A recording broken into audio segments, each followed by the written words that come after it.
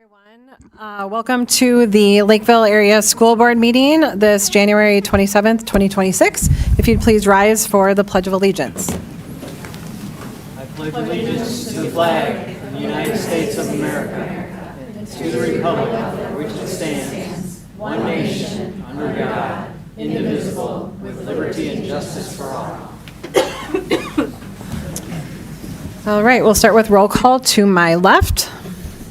Tony Reichenberger. Oh, sorry, right, sorry. Matt Swanson. Your other left. Carly Anderson. Amber Cameron. Michael Bauman. Kim Baker. Paul Carbone. Brian Thompson. Great, thanks everyone. I was testing you to see if you were really listening. No. All right, are there any additions to the agenda? Okay, seeing none. Could I get a motion to approve the agenda? First by Reichenberger, a second. I'll second it. Second by Carbone. All in favor? Aye. Any opposed? Motion carries. All right, Superintendent Bauman, I'll turn it over to you for good news. Thank you, Madam Chair. Good news on the 29th of January, other than the very, very cold weather. I know all you know that, but you were going by my office and I saw the cold noses, but I think everybody's warmed up, so welcome back. Crystal Lake Education Center teacher named KS95 Teacher of the Week. Want to offer congratulations to Jenica Urbis-Spoor, teacher at Crystal Lake Education Center, on being named the KS95 Teacher of the Week. She was celebrated on air Friday, December 19th. Miss Urbis-Spoor was nominated by a grateful family who shared she's encouraged my daughter to try new things and helped with big life transitions. She's the biggest cheerleader and supporter helping kids grow and gain confidence. So congratulations to Jenica.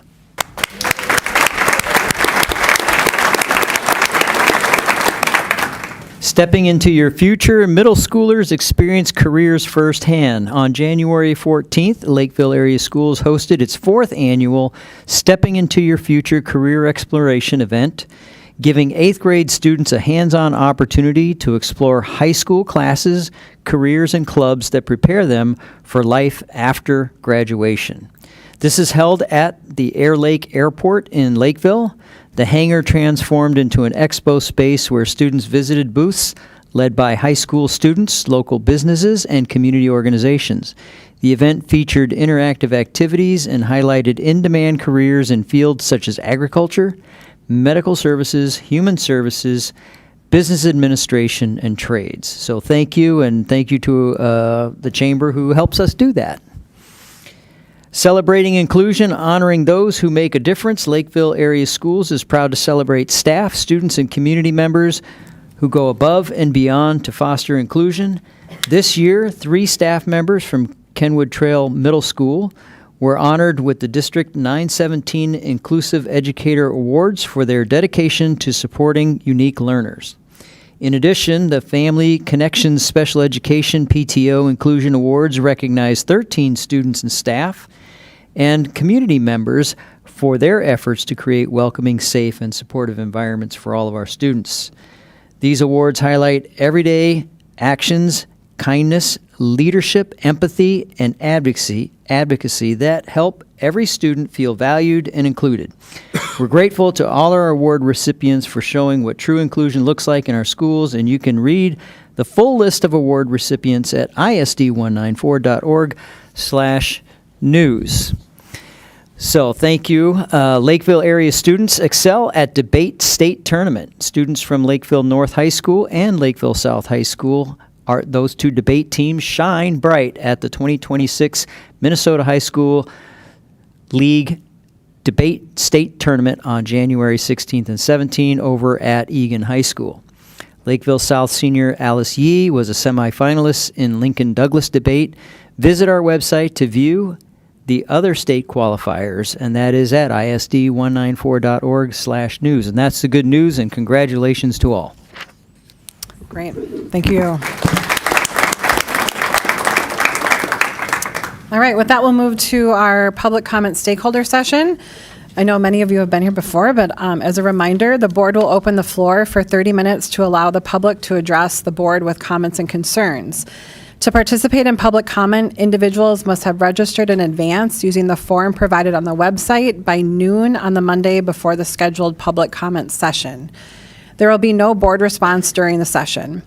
Public comments framed as complaints and/or concerns about students and/or staff are not appropriate in a public forum due to data privacy laws. These comments should be addressed to the administration outside of a public meeting. Likewise, complaints about school board members should be privately directed to the board chair and/or the superintendent. No formal action will be taken on a topic presented during public comment. As necessary, the administration will follow up with the appropriate personnel on any concerns that need to be individually addressed. Also, if necessary, the board will follow up during board communications at the next regularly scheduled board meeting. Individual remarks will be limited to 3 minutes. The board will provide a signal, thank you, clerk, when the participant has 30 seconds remaining of their time. Please try to keep audience noise to a minimum to allow everyone the opportunity to speak uninterrupted. And it looks like we have 6 people tonight, so everyone who signed up will have an opportunity to speak, but I'll still draw them at random. All right, the first speaker is Deborah Learman.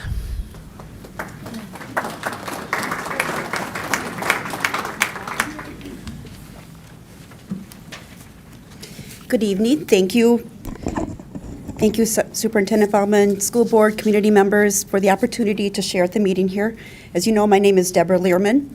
At the last meeting, we had shared some concerns we had with Small Wonders not being a part of the EML, and we had heard some community feedback regarding us not. We accepted our position knowing what our rate of pay was at that time, which is true. That was 25 years ago for me, and that was good pay at that time for early childhood. Early childhood has progressed now, and we are helping children learn to be a part of the group outside of their family. There's many small things which we do. We help them follow rules from other adults other than their parent, how to sit at group time, listen to their teacher when it's appropriate to share their ideas, how to handle frustrations with friends, how to handle their ability to do an activity as well as their peers, or understand that they're not able to do it as well. We teach self-help skills such as putting on their coat, their shoes, responsibilities for their own items. It's just part of the building the future so that they're able to learn. Without that foundation, they do struggle more in kindergarten. Our district policy proudly added pre-K to grade 12. With that, our responsibilities have increased with incorporation of more curriculum from teaching and learning, which is wonderful. We love that we are being included in the district in so many ways that show we are valued. We're asking to now be compensated as a part of the district like the rest of the teachers. Our peers in early childhood special education and early childhood family education are compensated financially as they are part of EML. We work in the same building with many of the same students. We are the team of teachers that often first identifies if a student would benefit from extra services. We help new families adjust to that school expectations, and we've been part of a school district here in Lakeville for over 30 years. Now back to the point that we could just leave and find another position that pays more. That fact is very true. Surrounding districts do pay their early childhood educators on the master teacher contract. The question should be, why is Lakeville behind in this aspect? I've been holding on, waiting for Lakeville to become a pre-K grade 12 school district. So proud that we have done that, and you guys have been a part of that, so thank you. We're now waiting for the financial compensation to go with this title. I'd like to thank the Lakeville teachers, parents, and community that support our efforts to be added to EML. We appreciate your kind words and the encouragement from the community. As you know, Small Wonders is one of the first teachers that our students have. Our school building is bursting at the seams. We already have a wait list for several sections for next year. When I was at a building committee meeting, it was either last year or the year before, and it was acknowledged that early child has outgrown our space. I believe you know that the need is there in our community. Now, in order to maintain the quality of hiring new teachers, there will need to be a change in salary. This past summer, our manager was hiring for a couple of new positions. Multiple times she had to hire because people had accepted and then declined the position because they found a better paying job in a neighboring district. Thank you. Okay, our next speaker is Matt Little.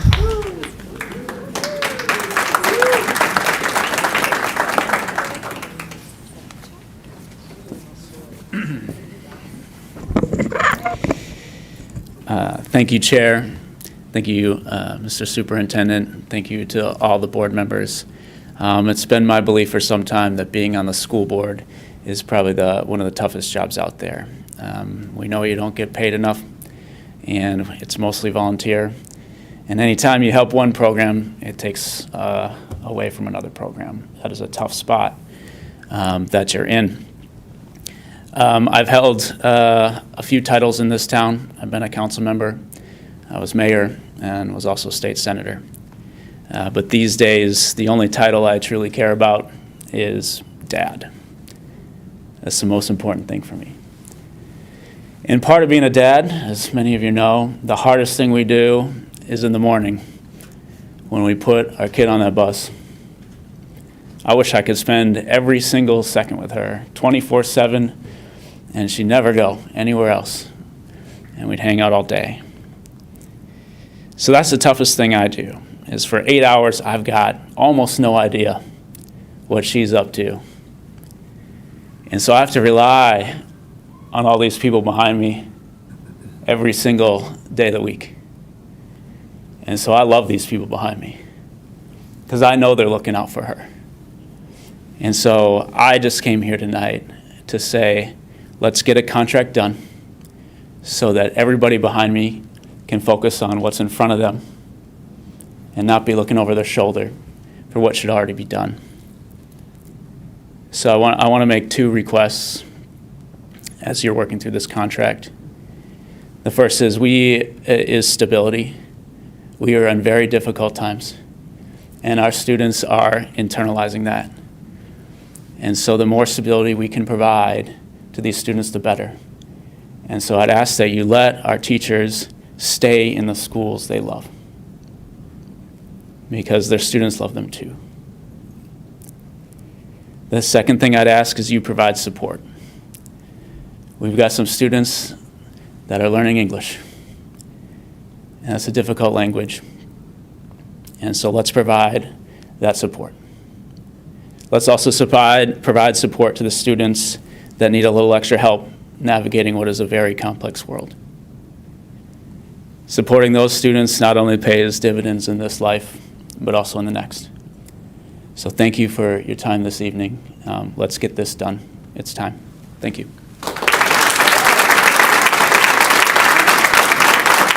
Okay, our next speaker. The next speaker is Tiffany Arnavec.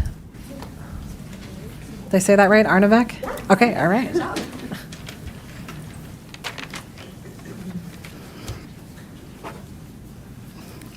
Hello, my name is Tiffany Arnavec, and this is my first year teaching at Small Wonders.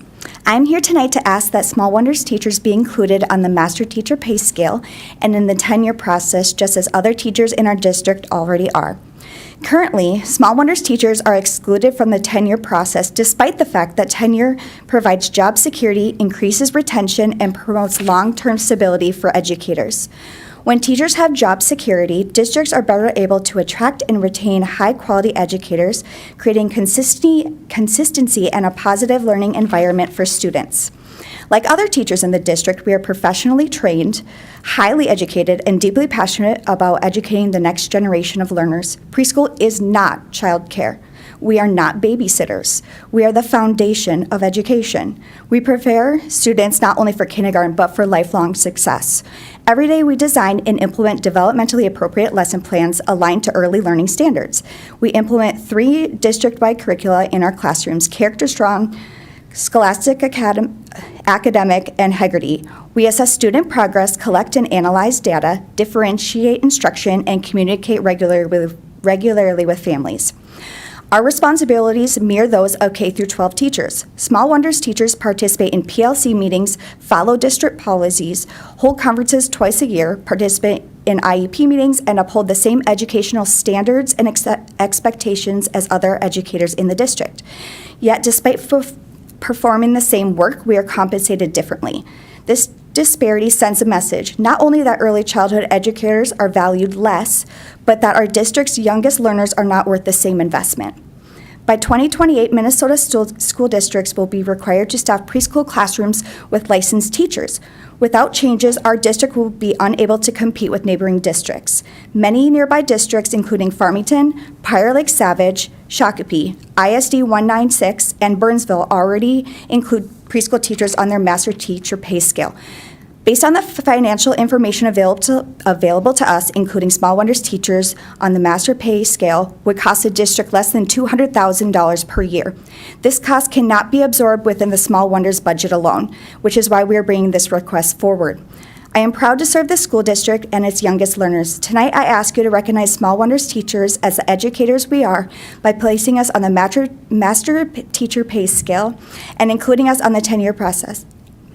Thank you for your time, your consideration, and your continued commitment to providing high-quality education for all students. When we value early educators, we value early learners, and that decision echoes throughout a child's entire educational journey. It is time for Lakeville to show that we are not just a K through 12 district, but a pre-K through 12 district.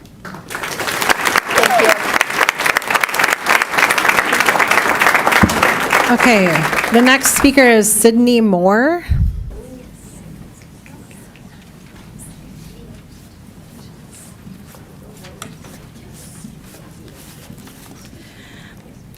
Good evening, school board and Superintendent Baumann. My name is Sydney Moore, and I am a teacher here within the district at McGuire Middle School. Not only am I a teacher here, I am a third-generation teacher within the Lakeville Area School District. Both my parents are proud educators with a combined 70-plus years of service, as well as two of my grandparents. I come from a legacy of amazing educators who have impacted countless student lives within our district. Hilariously enough, one of my earliest memories about teaching and education when I was 8 years old. My mother sat me and my siblings down at the kitchen table and told us, do not, under any circumstances, become a teacher.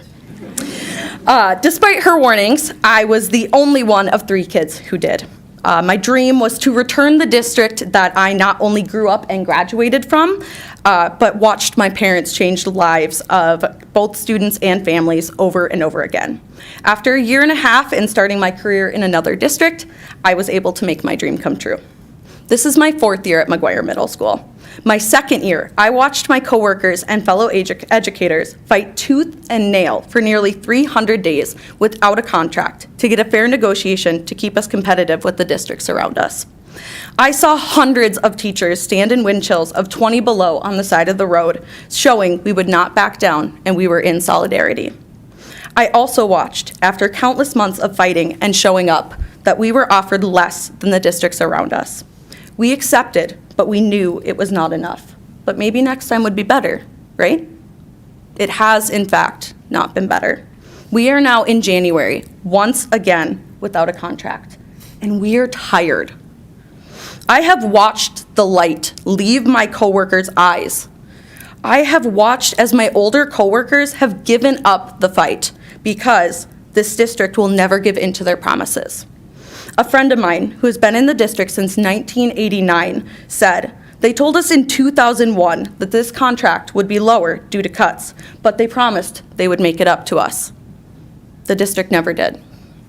I fear that's true. I am in my 5th year teaching with a master's degree, and I cannot afford a 1-bedroom apartment in my own town with my salary. I could be making nearly 10 grand more than what I am making if I was in a neighboring district. But this district, this was my dream. I wanted to be in the district where numerous teachers who are sitting behind me have made an impact on me, where my parents made an impact on countless student lives, where my grandparents did the same. All I am asking is come to the table. Come prepared. I can't justify staying in a district that refuses to support the same teachers that are trying every day to make a difference. We need you to show up for us, for all of the hardworking teachers in this district. Thank you.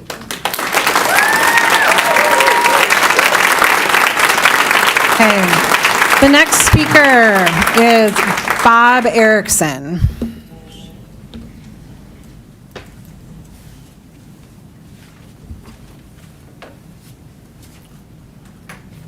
Good evening. Chair Cameron, thank you.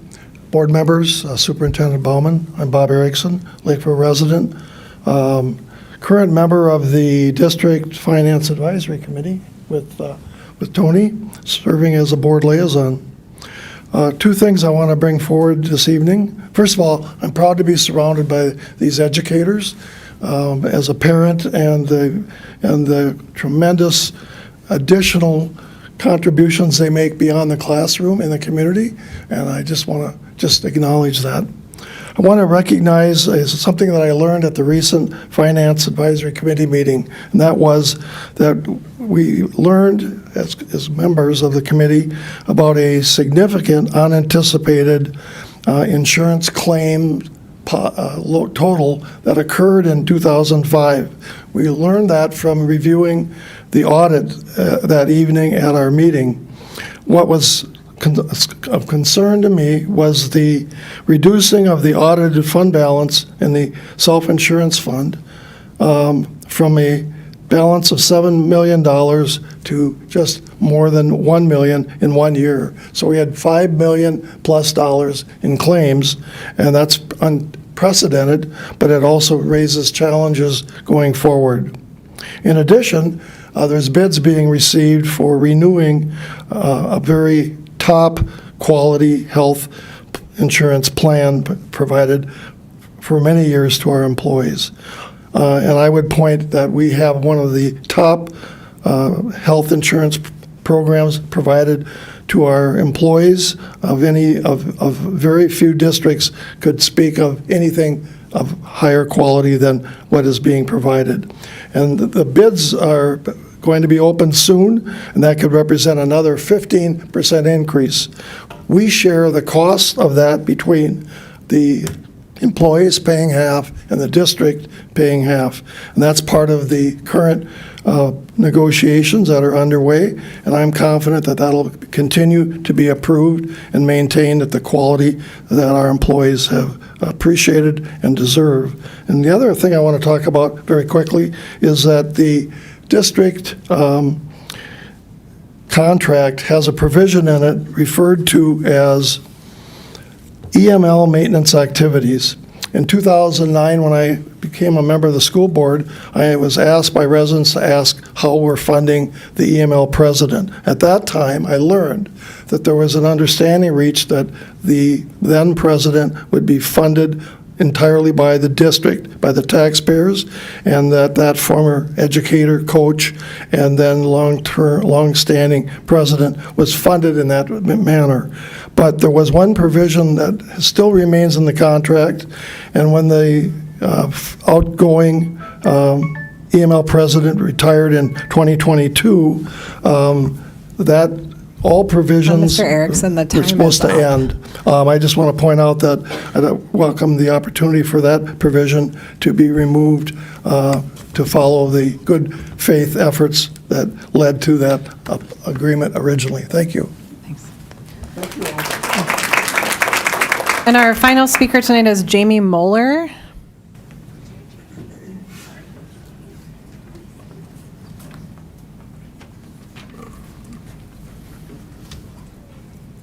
Hello, my name is Jamie Moeller. I'm the art teacher at Cherry View and one of the art teachers at Orchard Lake. You may remember me last year talking to you about the value of art education in Lakeville schools. And first, I just want to say thank you for passing that levy last spring. It's greatly appreciated. Second, I would like to revisit the value of art education by now turning the focus to cultivating consistency for all 8,700 elementary students. In Lakeville, we have 9 elementary schools and have 8 art teachers. 3 of us teach at Orchard Lake, 3 of us teach at Highview. 1 of us teaches at 3 schools during a 5-day period. Because of this rotation, we have continued to have significant turnover in our department each year. We would like you to consider the possibility of having 1 full-time art teacher at each elementary school. As of this school year, the art department is lacking 2.2 FTEs in order to be full-time in our respective buildings. Based on the data from the 2025 levy information, that would be a cost of roughly $8 per household. But what you get from that is a much higher value. The retention of highly qualified candidates, consistency for all elementary students, and a chance to continue cultivating creativity in a more impactful way. Strong art programs do more than teach creative skills. They help build the culture of the school. When an art teacher is consistently present in one building, we become part of the daily life of that school. We know the students, the families, and the traditions that matter to that community. Students engage more deeply when they see their work displayed in the hallways and at school events. When we travel, we're not seen as part of that school community. Students who don't get the opportunity to see us outside the art room view us as subs. And other staff members don't know who we are since we're never able to be at the staff meetings. One of my favorite parts of the day is greeting students when I see them in the hallway. Just giving them a high five or a fist bump or even a smile. It's like a quick check-in during their day. Building relationships that way creates a bond, and more importantly, trust. This kind of engagement strengthens the school climate, and that impact is only possible when teachers are rooted, not rotating. 30 seconds. Thank you for your time.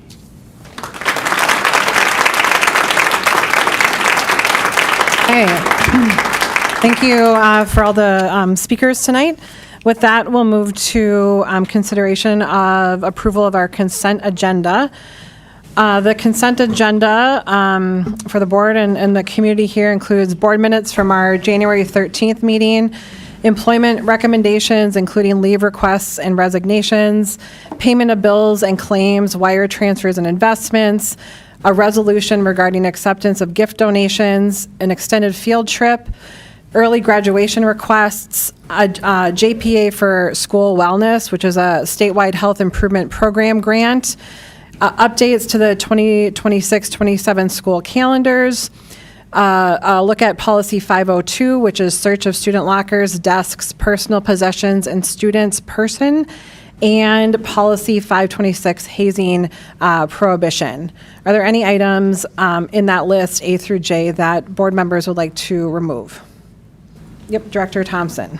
I'd like to remove letter G, the JPA for school wellness. I'd like to remove letter I, policy 502, search of student lockers, and I'd like to remove letter J, policy 526, hazing prohibition. Okay, I'll move those. Is it okay to remove those under recommended actions? As those will be needed to be voted on tonight? Sure. Okay, great. Wait, And- you want to move it to the end? Or do it right after this? I would, it depends if you're wanting a full discussion on the items or if you just have clarifications, questions. discussion. Okay, I'd like to move them then under recommended actions, that's if that's okay? Cool. Or any other items to remove? Okay, with that, removing items G, the statewide health improvement program grant, and I, policy 502, and J, policy 529. I'd like to consider a motion to approve the remaining items. So moved. First by Reichenberger, is there a second? A second. Second by Swanson, all in favor? Is there discussion?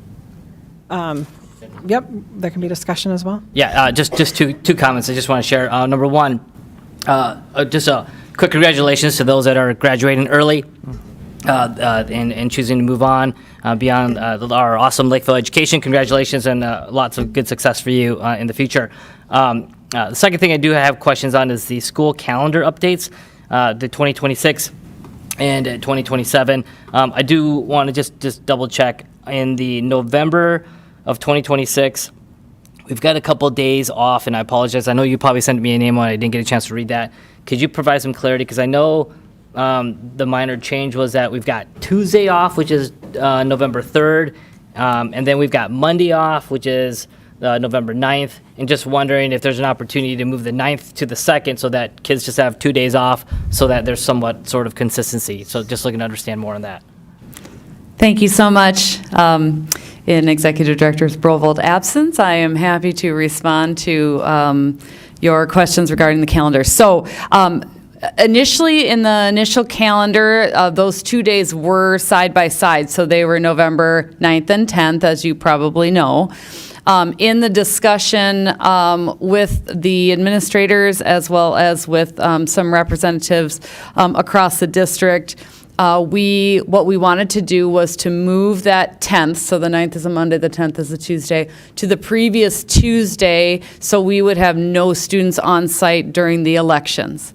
We have historically not had students in the buildings on a general election, but we've heard from the community frequently enough that we are trying to move non-student contact days away from any type of election day because it does impact some of our buildings, and some of them just aren't set up very well from a safety and security standpoint. So that was why that initial movement was made. In terms of your second question related to, well, why can't we just move the 9th to the previous week?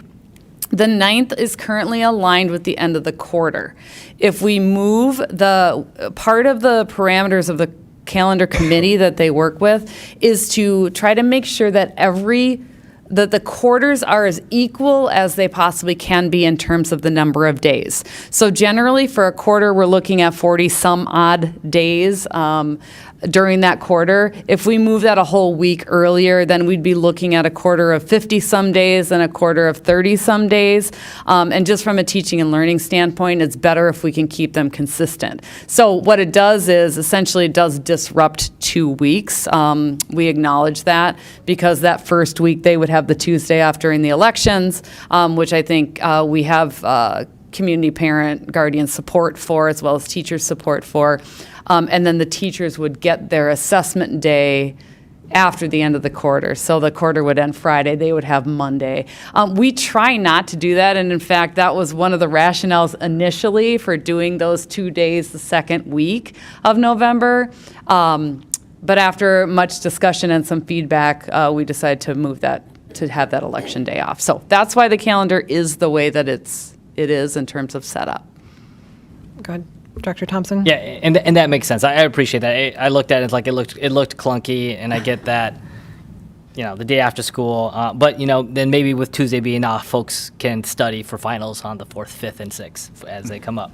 The second question that I have is, in the notes above, it said the total number of teacher work days remain unchanged, and the number of student contact days will still continue to be 168.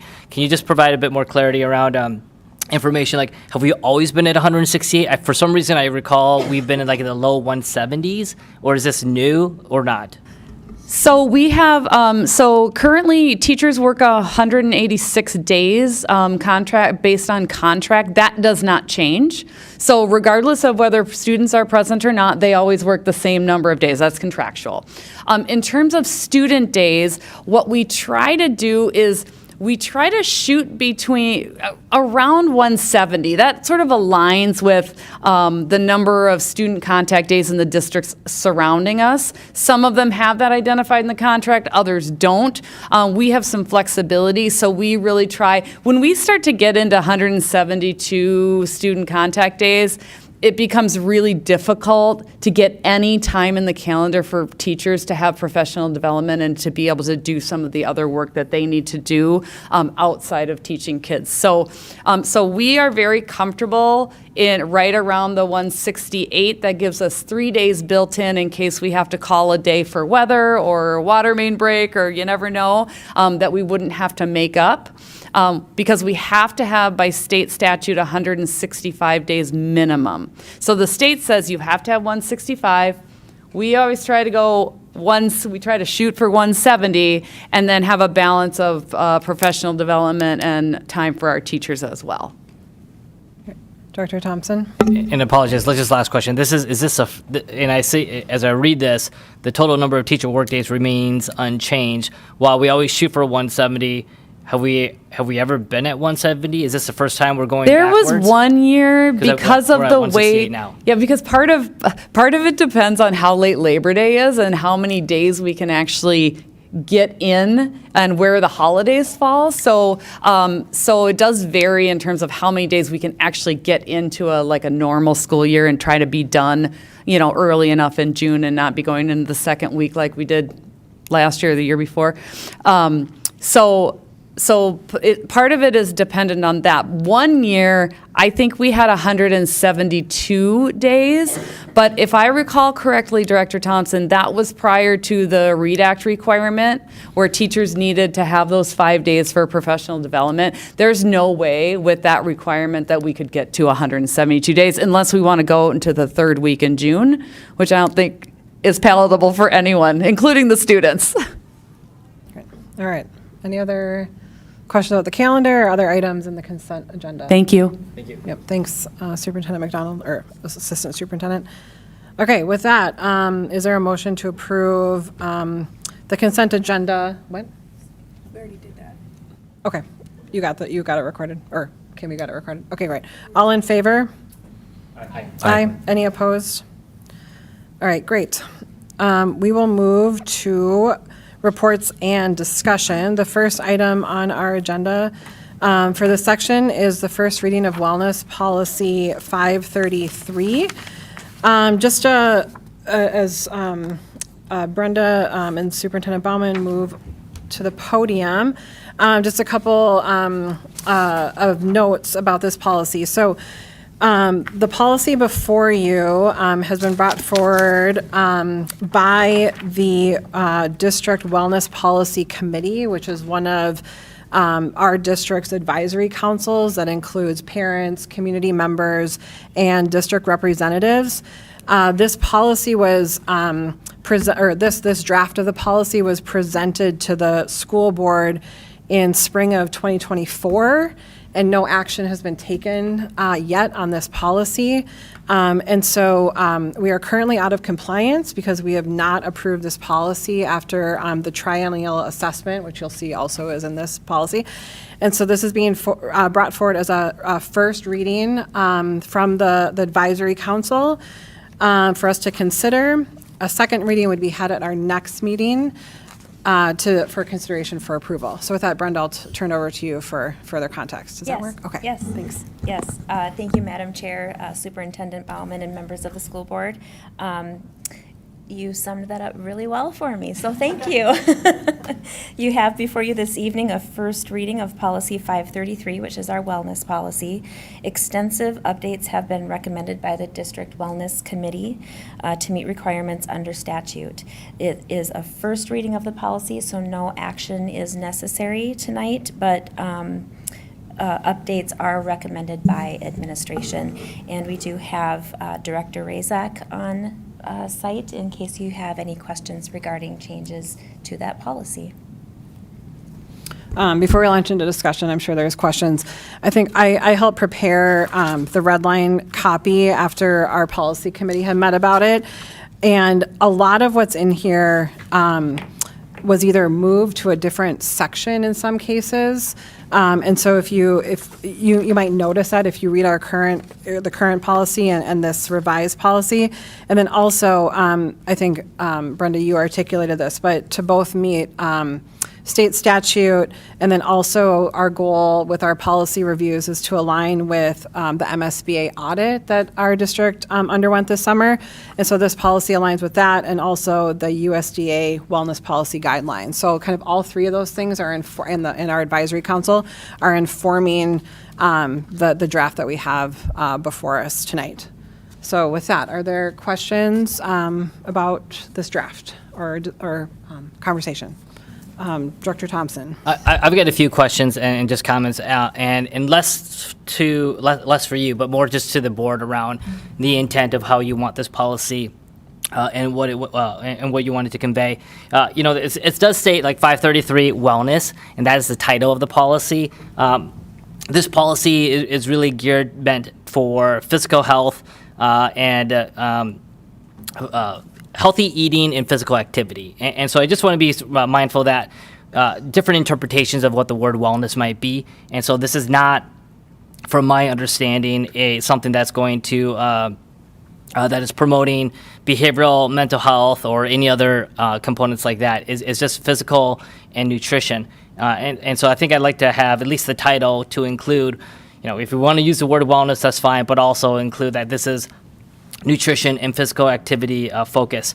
I do have a couple concerns in some of these in the content of this policy, especially in the purpose where it says, the purpose of this policy is to set forth methods that promote, I think it's student wellness, prevent and reduce childhood obesity, and assure that school meals and other foods, ... I think I'm hesitant on having the word childhood obesity in there, where I get the intent of nutrition and physical activity, but I don't know if it's in the scope of our responsibilities to manage childhood obesity of students. It's about promoting good food. It's about ensuring there's good food there. It's ensuring that kids are active, and so forth. So that's one part. The second thing that I noticed that I'm not so sure about is in Section 2, the general statement of the policy, letter D, maybe it's letter F. Qualified nutrition personnel will provide students with access to a variety of affordable, nutritious, and appealing foods that meet the health and nutrition needs of students. And then we've got a comment here, or a section that says and we would try to accommodate the religious, ethnic, and cultural diversity of the student body in meal planning. I'm not sure if this is something that we should include in the policy or not, and it gives us a little bit more flexibility and latitude, but the guidelines in what we offer, I feel like, should be tied to the USDA dietary guidelines. Like, this is what they recommend that we offer. I don't know if that's something that we want to include, because then I don't know where you draw the line between what's offered, what's not offered, and then does it become just a custom meal for everybody? Now, that might just be much larger in scope that I'm thinking, and maybe that's not the intent of that respective policy sentence, but that is kind of what I was thinking. And then the last thing that I'll share, that there's a couple other more in here, but in general, there's a section here in the physical activity piece, section B. The school district encourages parents to pack healthy lunches and snacks and refrain from including beverages and foods without nutritional value. That seems that seems outside of our scope. I don't think it's a policy thing to tell parents what they want to feed their child. I think the policy ought to be geared with a lens of what are we going to do as a district, what are we going to provide to our students, and ensure that there's ample physical activity in place to meet the requirements of this policy. Those are just conceptually what I'm thinking. So I'll pause here for feedback from others if I'm way off. 1 minute, Director Baker. I don't know, Kristen, if you have any feedback from what you oversee with any of those questions, but feel free to chime in here, or from the you're on the Wellness Committee, correct, Director Anderson? Is there anything from that committee that would respond to what Brian's asking, what our community council wanted? Sorry, yeah, I don't mean to. I'm just saying if there's responses from like an official perspective here before other board members weigh in. Can I speak to some of those first? Because I feel like if we don't, I have things that I want to comment on what he said, because I agree with some of that, and I think it's important context based on before we get a response from that, so that she has all the information. Go ahead, Director Baker. So first of all, I thank you for bringing up the healthy lunches thing. And I just want to add an aspect to that many don't understand, is that children on the autism spectrum generally have a very limited diet.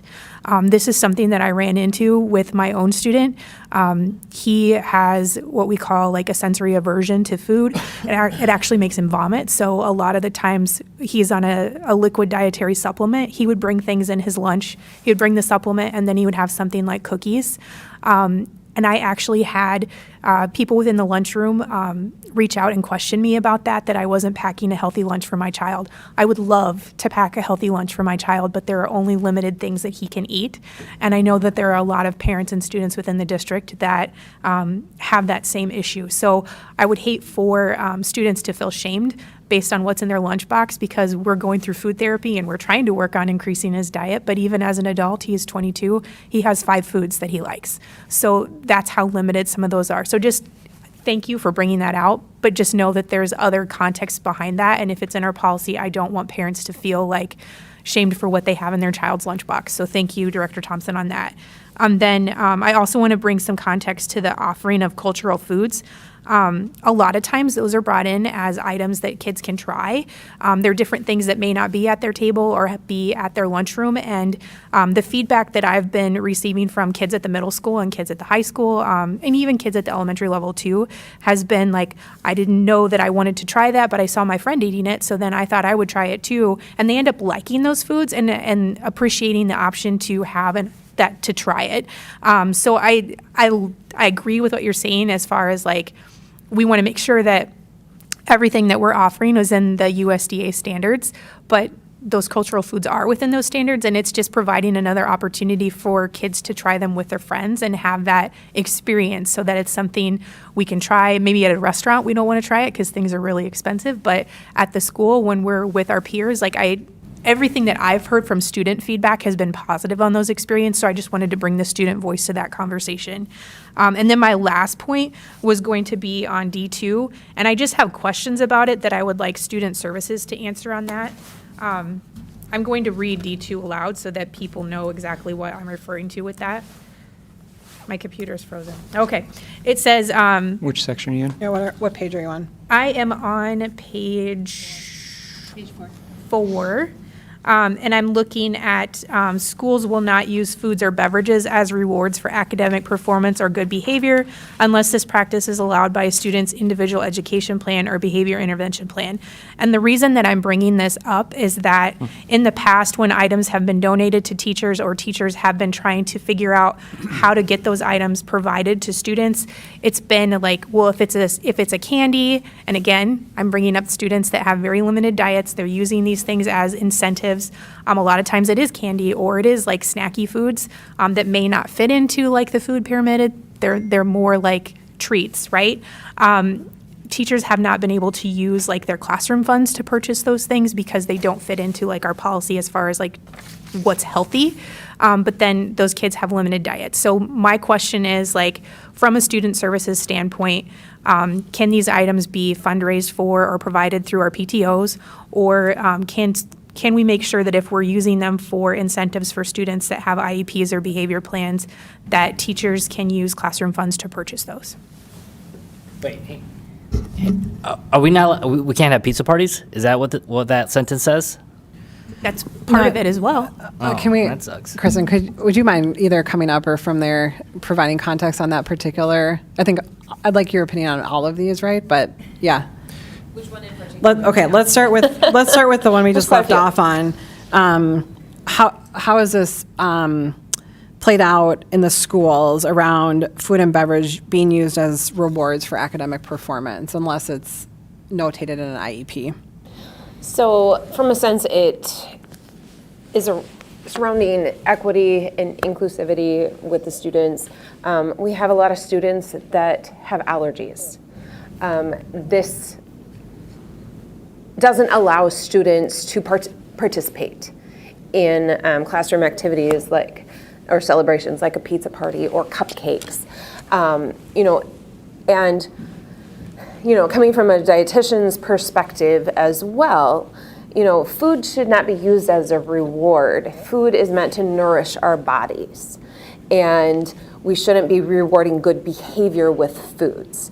And so the intention of the wellness policy and why it was developed and why the requirements are out there is to try and encourage behaviors that promote health and wellness, as opposed to using food as behavioral incentives for students. And so that is why that language is within there, is to try and promote more positive behaviors and rewards that are focused more on things that are not food related. So like our teachers, for example, are collecting like trinkets or things that they could raffle, like little toys now, rather than when we grew up maybe having Krispy Kreme, right? Yep. Okay, is that the idea? Yep. Because every student can participate and enjoy, a little trinket or something, as opposed to a piece of candy or a cupcake or something. Yep. Let's go to Director Swanson first. And just so we're clear in the discussion, this is in our current policy. This is not an addition or a change. This is already in the policy, right? Yes, yep, we did expand on it just a little bit, but for the most part, yes, it is already in our current policy. Director Thompson. And so we're going on a tangent here because they're like trinkets and stuff like that. Like one could argue parents don't want kids getting stuff and brought home as well. And so it's like, and then you've got some teachers give trinkets and other teachers that don't. And so it's like, I mean, where do we draw the line in these kind of things? But okay, well, that's a separate. We're just sharing thoughts right now and feedback from the policy review. The other thing that I'll just share is in Section 4, Standards and Nutrition Guidelines, Part 1 is that the school district will provide healthy and safe school meal programs that comply with all applicable federal, state, and local rules. I did notice that we crossed out that all foods and beverages made available through breakfast and lunch programs will be consistent with the current USDA dietary guidelines for Americans. I'm trying to understand why that line was crossed out. Maybe twofolds. One, the pyramid did get flipped upside down, so we might be having more steaks during lunch. Maybe, I don't know. Maybe we don't have the budget for that, but it might make sense to have. I don't know why that was removed, but it makes sense if that's what we're doing. I mean, things are going to change, right? If the pyramid is going to change. So my understanding, and feel free to chime in, Kristen, but the USDA dietary guidelines would be included in the federal, but then that there's other state and local laws to follow as well. So it's basically redundant. Yeah. That's fair. So can we go back, Director Thompson, to some of your other questions? So the line about cultural foods, page 1, line 43, how does that play out in the schools right now, and why did the committee want that included? So it is actually language that is highly recommended to be included within the local wellness policy. It is within that triennial assessment. It is one of the questions that they ask, and they grade you on that score. Are you accommodating those ethnic and cultural diversity foods? As a child nutrition program under USDA programs, we are required to try and accommodate religious preferences. We are not required, but it is required of us to try and accommodate. So this would be like kosher food potentially, or if a vegetarian, a student would have halal, a vegetarian yes. option. Okay. Any other questions with that? Childhood obesity. Director Thompson had a question about why that phrase would be in this policy and if there's flexibility or not with that.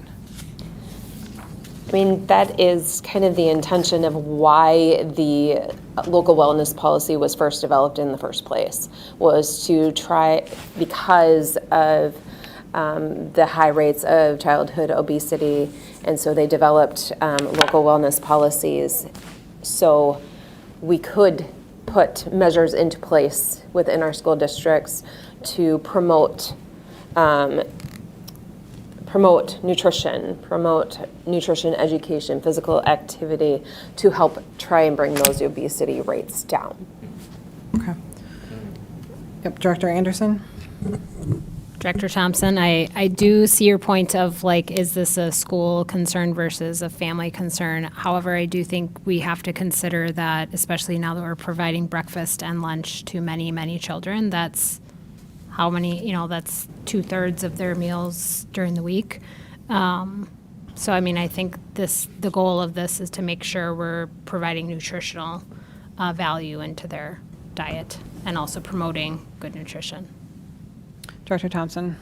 Yeah, I get that, and if we're following the USDA guidelines, then we're doing the job. I mean, that like we're providing nutritional foods if that's what we're doing, and if the USDA guidelines say have a variety of different food options available as well, then we're following the rules. Where I want to be mindful of is like, are we going to measure kids if they're obese? Are we going to, during gym class, are we going to, when we promote healthy nutrition, we're going to say, hey, don't be fat? I mean, like, I don't know, like, we're calling it out specifically in a policy. And if that's the case, are we going to have measurable goals that say we moved the needle as now a healthcare company instead of a school district in this manner. And so I just want to be, you got like a policy, like the policy is like our responsibility to decide what the content is and what we want the intent of the policy to do. And so I appreciate the initial draft, but there are some things in here that I think, you know, you guys as well need to think about, like, what do you want this policy to be, so that next week, if someone wants to make motions, to make adjustments, edits to the content, like, that's our job. We approve this based on, and when we approve it, we decide this is what we want our school district to do. So, I don't know. Director Anderson and then Swanson. Yeah, I mean, I think we can't ignore that this has been a national problem for quite some time. And when we think about kind of how obesity in childhood is critical for long-term health, it is like the school system is part of their daily life. And so I don't think any of it has to do with shaming or anything like that. It's more, how do we build educational opportunities for kids around nutrition? How do we create good opportunities for kids with nutrition, as well as physical activity to create healthy bodies? And everybody, like, bodies are different, right? But this has been obviously in the medical world something that the physicians are raising concerns about. And I think if we don't participate, we're not helping them for their future. And the focus is on health, not, you know, yes, go ahead. Or no, he is next, actually. Well, yours isn't a response, Right. so go ahead, Director And Thompson. Director Anderson, you're right. I mean, 2/3 of the meals are in our schools. I guess it's less about. I understand the intent of what we're trying to do. Where I'm trying to get us to maybe to not align, or at least see that, 533. Do we want to make it? I don't want to say generic, but do we want to make it specific to? We're going to promote healthy nutrition. We're going to promote physical activity, and that's the mission. Not all this cultural stuff, childhood obesity stuff.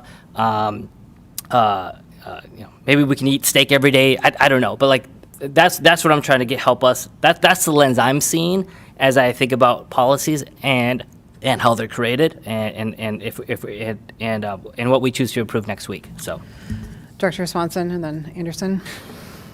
So Brian, what I'm getting from you is you just think that it's excessive as far as what we're saying, that we can say we're going to provide good nutritional options to kids at school. Yeah. We don't have to go as far as saying we're going to try to prevent childhood obesity, which I think, all kind of falls under the same umbrella.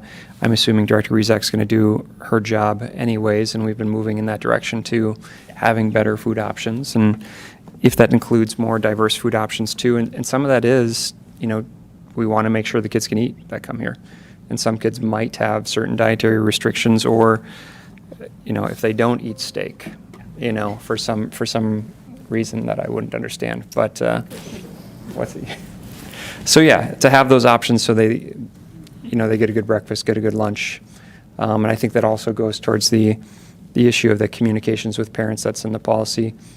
And maybe the teachers could speak to this if their kids are coming to school with a Coke for breakfast or something like that, or Mountain Dew. That's probably not going to bode well for them come the 5th or 6th hour of the day. So, Director Anderson. Yeah, Director Rezek, I'm curious if, to your point about the term childhood obesity, is this MSBA-related policy that's, or in that policy that's really important, or could we change it to something that was more about promoting physical health? Or do you feel like I guess I'm wondering, is that language critical?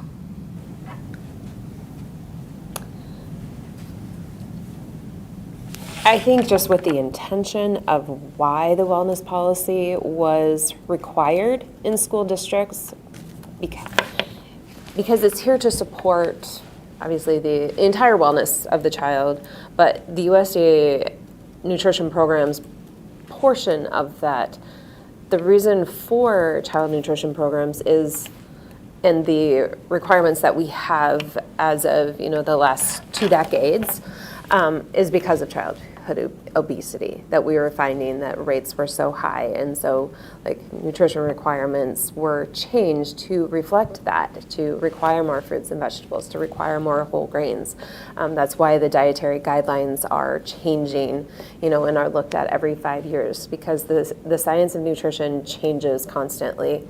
And, the way people eat has changed a lot over the last several decades, and so we do have that obesity epidemic, and that's why wellness policies were created. So I think I don't agree necessarily with removing that language, because that's the intention of it.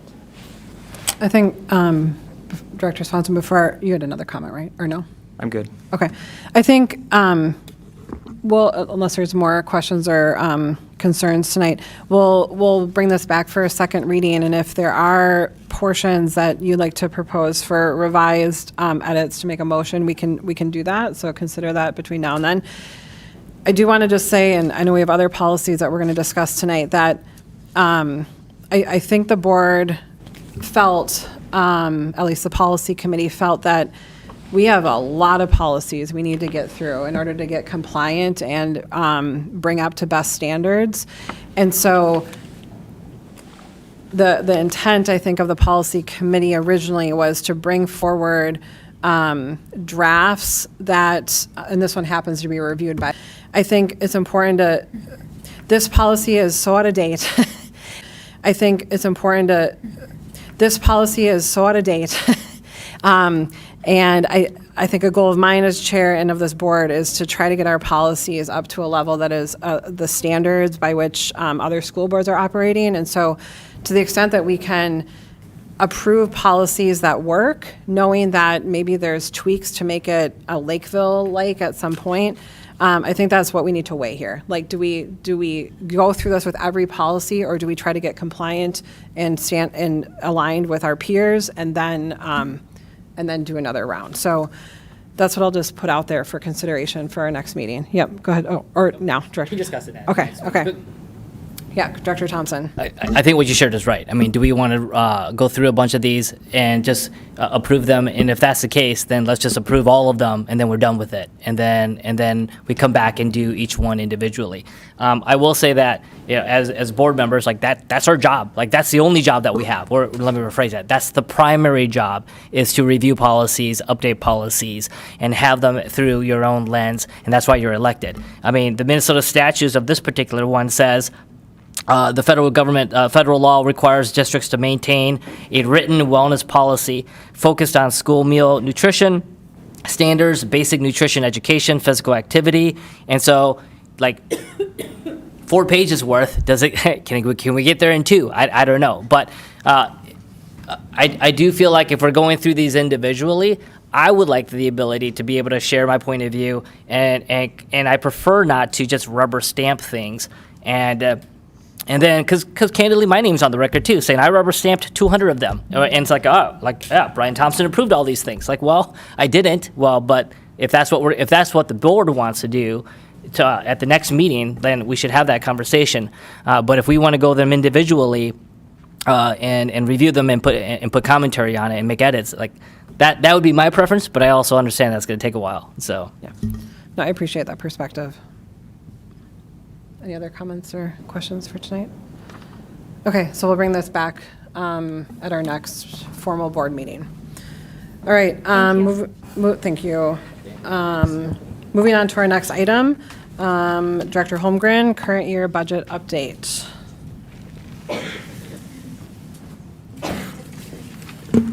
Good evening, Madam Chair, members of the school board, Superintendent Bauman.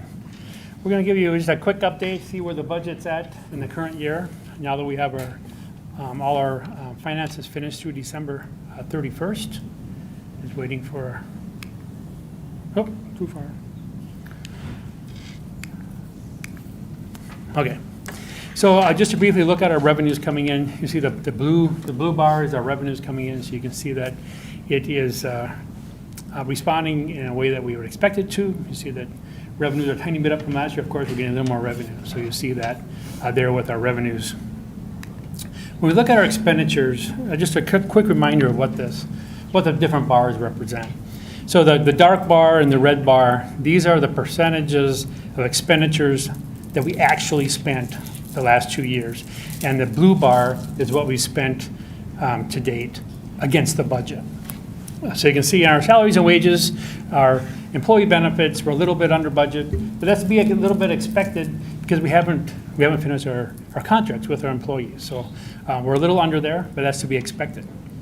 Our purchase services, you see a little bump up there. That is primarily our transportation contract. We're looking at to revise that and bring that, adjust those numbers as we bring our revised budget to you next month. When you look at the supplies and materials, you're seeing the blue bar is up, right? And primarily what that is curriculum that was bought earlier in this year than we've done in the last year. So we're spending that more on a schedule like we should. So that's nothing to be concerned about when it comes to the curriculum. Capital expenditures are primarily our LTFM program. You can see that 3 years they're about the same. So we're right in line. Our other expenditures, that's primarily our insurance. It's up a little bit from the previous year, more than we expected. Here now, let's look at the program level. I just want to point out again, you see some of these bars are lower than others. You see, look at the elementary and secondary and vocational special ed. You see these are only in the 30s. But remember, we don't start paying some of these expenditures until we get to September, where some of the other ones are starting right away in July. So that's why you're seeing, and you see that it's behaving the same as the years before. So again, the budget's doing what it should be doing. Looking at community ed, you see there we have a high bar, and what that is, it's a relatively small number, just so you're aware. It's about a $3,000 piece, but what that is the summer unemployment that we have to pay for our community ed employees. So again, we've paid them all for this year already, so that's why you're seeing that at 100%. But again, that's about a $3,000 piece, more than the year before. And we get totally 100% reimbursed at this time for those expenditures. You look under pupil support. There you're seeing that little bit of a higher bar, and again, that's the transportation that's pushing that up just a little bit. So I know it's kind of a really short version looking at this, but do you have any questions? Yeah, Bill. Yeah, thank you. Bill, when you were looking at the expenses on that 2 or 3 slides back, it's okay, you don't have to go back. Year 24-25, supplies were like at 53%, and then it jumped in 25-26 to about 70, about a 20% jump, and you said the majority of that is curriculum. What did we do with curriculum that increased that number 20%? I wish I had Sandy here to tell you exactly what they've done. But there's been a few years where they looked at buying curriculum, but all the decisions had been made about what we were going to put in place. Now they haven't made that decision, and we bought that early. It's not only like textbooks, but it's also software for the students on their iPads. Yeah. Okay. And how long? And maybe this is a Tracy question, not a Bill question. So with that 20% bump, how long do we get? How long does that last before we get another curriculum bump? And again, that might be an unfair question for you and maybe Tracy, who's not here. Curriculum's on a cycle. Each subject matter is on a cycle. So if we were right in line with all our curriculum, every year we would buy a curriculum for the next subject matter. So this was kind of a catch-up this year. But it was totally budgeted. It's just we bought it earlier in the year, and that's why you're seeing that bump up. All right. When we get to the end of the year, you're going to see that hit 100% just like the others. Okay. Dr. Thompson, then Dr. Swanson. Okay, so I've asked, not for you, well, maybe to you, but here, wow, I appreciate these graphs. Thank you for that. It still doesn't tell me what I'm looking for as an elected official. And I'll share, and again, I understand the education system is a little bit different, but like at the beginning of the year, we allocated a certain budget amount for each category, salaries and wages, employees and benefits, and XYZ. And each month, we should have a forecast of here's what we anticipate spending every month. And for the supplies and materials category, we can like anticipate, hey, we're going to spend $5 million in supplies and materials. A big chunk of it is going to be our curriculum. And so when we come back and do these kind of budget updates in December, I should be getting, like, let me rephrase that. I would like to see a reforecast of like how many dollars are remaining in the budget and what is our expected expenditures for the next 6 months within that budget. Because then I wouldn't see like a 71%. Comparing it to 24 to 23, because that's irrelevant to me. What I want to know is that if I have a $5 million budget for supplies and materials, and we spent $4 million of it, but we anticipated that we were going to spend $4 million of it, we've got $1 million left, and then what's the expenditures for the remaining 6 months? And like, if we're good, we're good. Like, then I guess that's what I'm not seeing. Because we do reforecasting 5 times a year for where I work at, and I'd love for us as a board to get to a model where we can say, here's the budget, here's what we planned on spending this year, here's what we spent this year, here's what's remaining, and then if we know that the delta at the end of the 6 months is that we're going to be over, we're going to be under, we should be able to see that as a trend sooner versus waiting to the end of the 6 months and say, hey, we're over or below it. I guess that's. I get that we are not a business, but there are business graphs and metrics that we could use to help guide that we're on the right track and provide a better message, like, are we over or are we under? So that's my point of view. We can do better than this. Dr. Holmgren, do you have a? Yeah, I'd like to point out that there's many budget managers in the school district. Okay, there's not just one manager for the money that goes. Yep. And every single year, they don't necessarily spend it in the same month as they did the year before. So I have no way to project how many dollars are going to be spent in a certain month. We can divide it out by 12, but we're never going to hit those dollars. Is it going to be over or it's going to be under? And that's going to create all kinds of questions of why are we under or why are we over, when it'll just catch up later. Yeah, that's why we look at it this way, to see if it's being spent in close to the same manner as it has in past years. And that gives us a measure of what we expect at the end. Yeah, Does yours in response to this, Dr. Swanson? Yeah, I mean, I can make a comment on that. I get what he's saying, because the challenge is if we're just looking at these different expense categories from prior years, it doesn't really tell us, did we go over budget, in 2024 to 2025 or 2023 to 2024.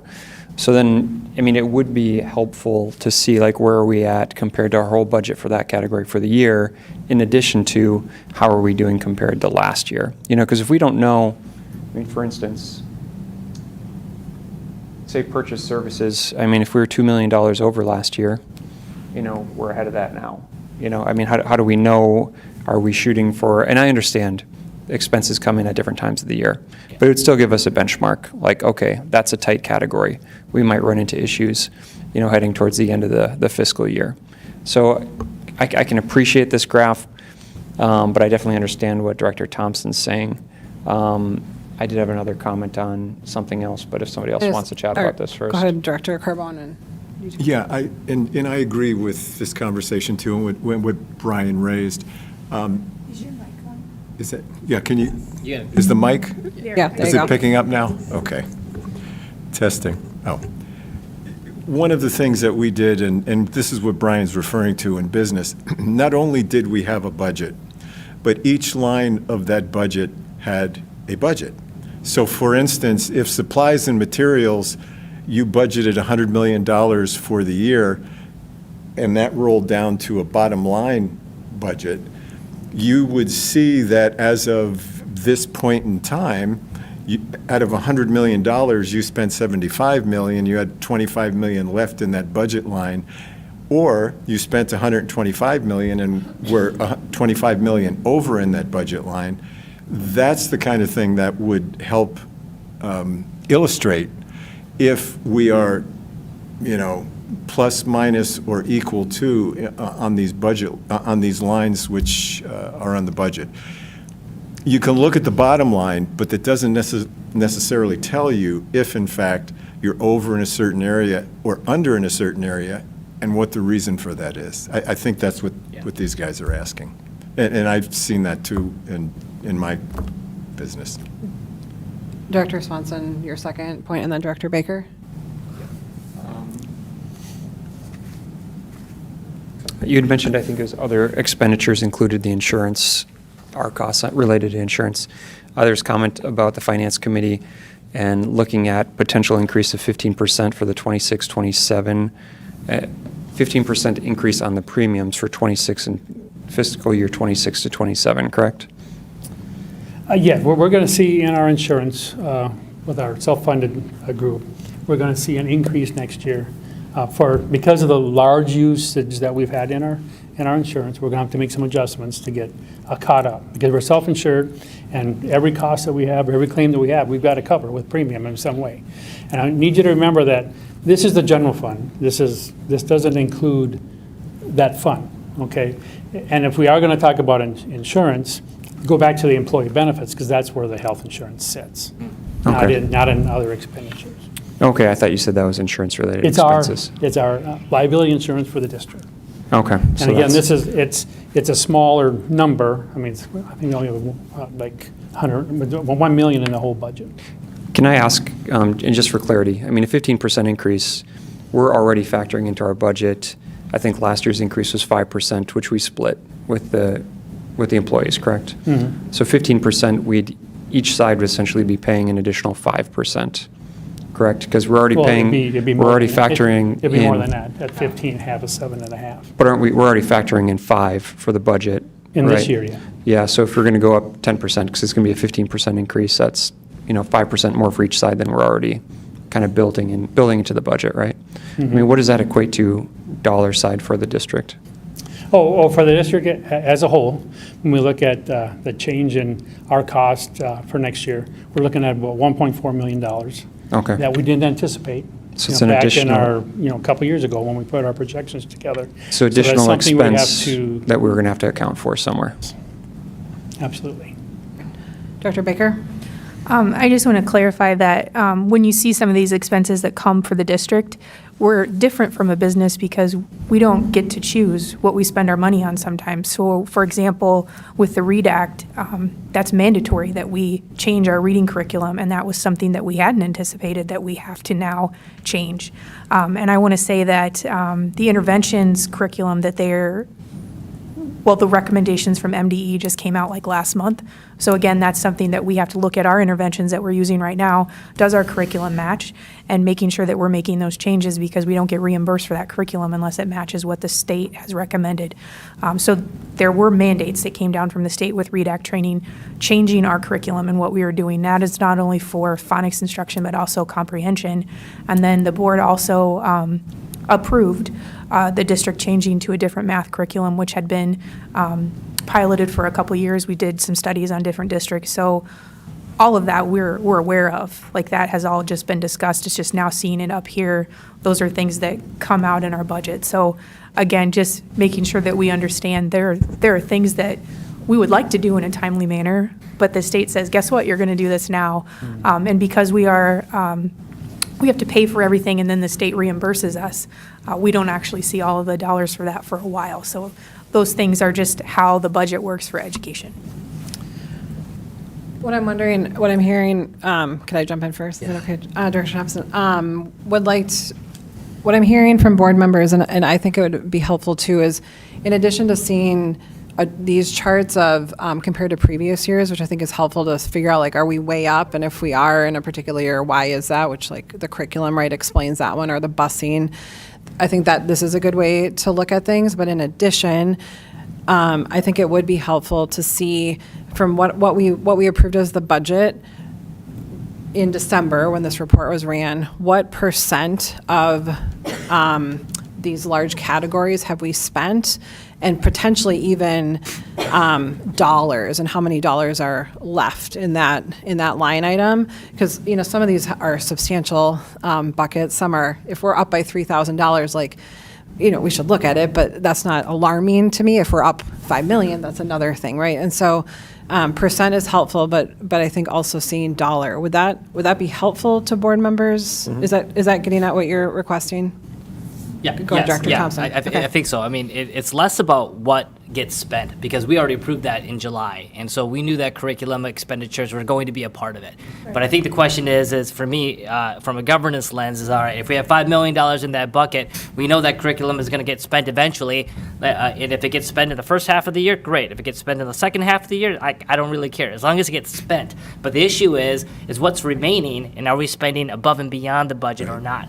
And these graphs doesn't show that. So that makes sense. And I think, again, why I appreciate these particular graphs is I think it can show you where there's anomalies with previous spending habits. So when there are those anomalies, it's an opportunity to say why, right? Yeah. Does it make sense, or is there an issue here? So I think for me it's like a both and, having both perspectives would be helpful. There are financial reports that have like year over year columns that say like what'd you do last year and how were you, up above and beyond, so that you can see those trends, and it can all be in one graph. But I do have a whole separate topic, and I do want to talk more about insurance, but I'll pause here and let this one wrap Superintendent up. Baumann, did you want to say something? Okay. Was there a hand over here? Okay. Go ahead, Director Thompson. Okay, can we go back to, is it the previous slide? I think it's the, nope, I don't know. I don't think it's this slide. Director Swanson, you shared something about our insurance fund. We're going to be expecting a 15% increase to the premiums next year.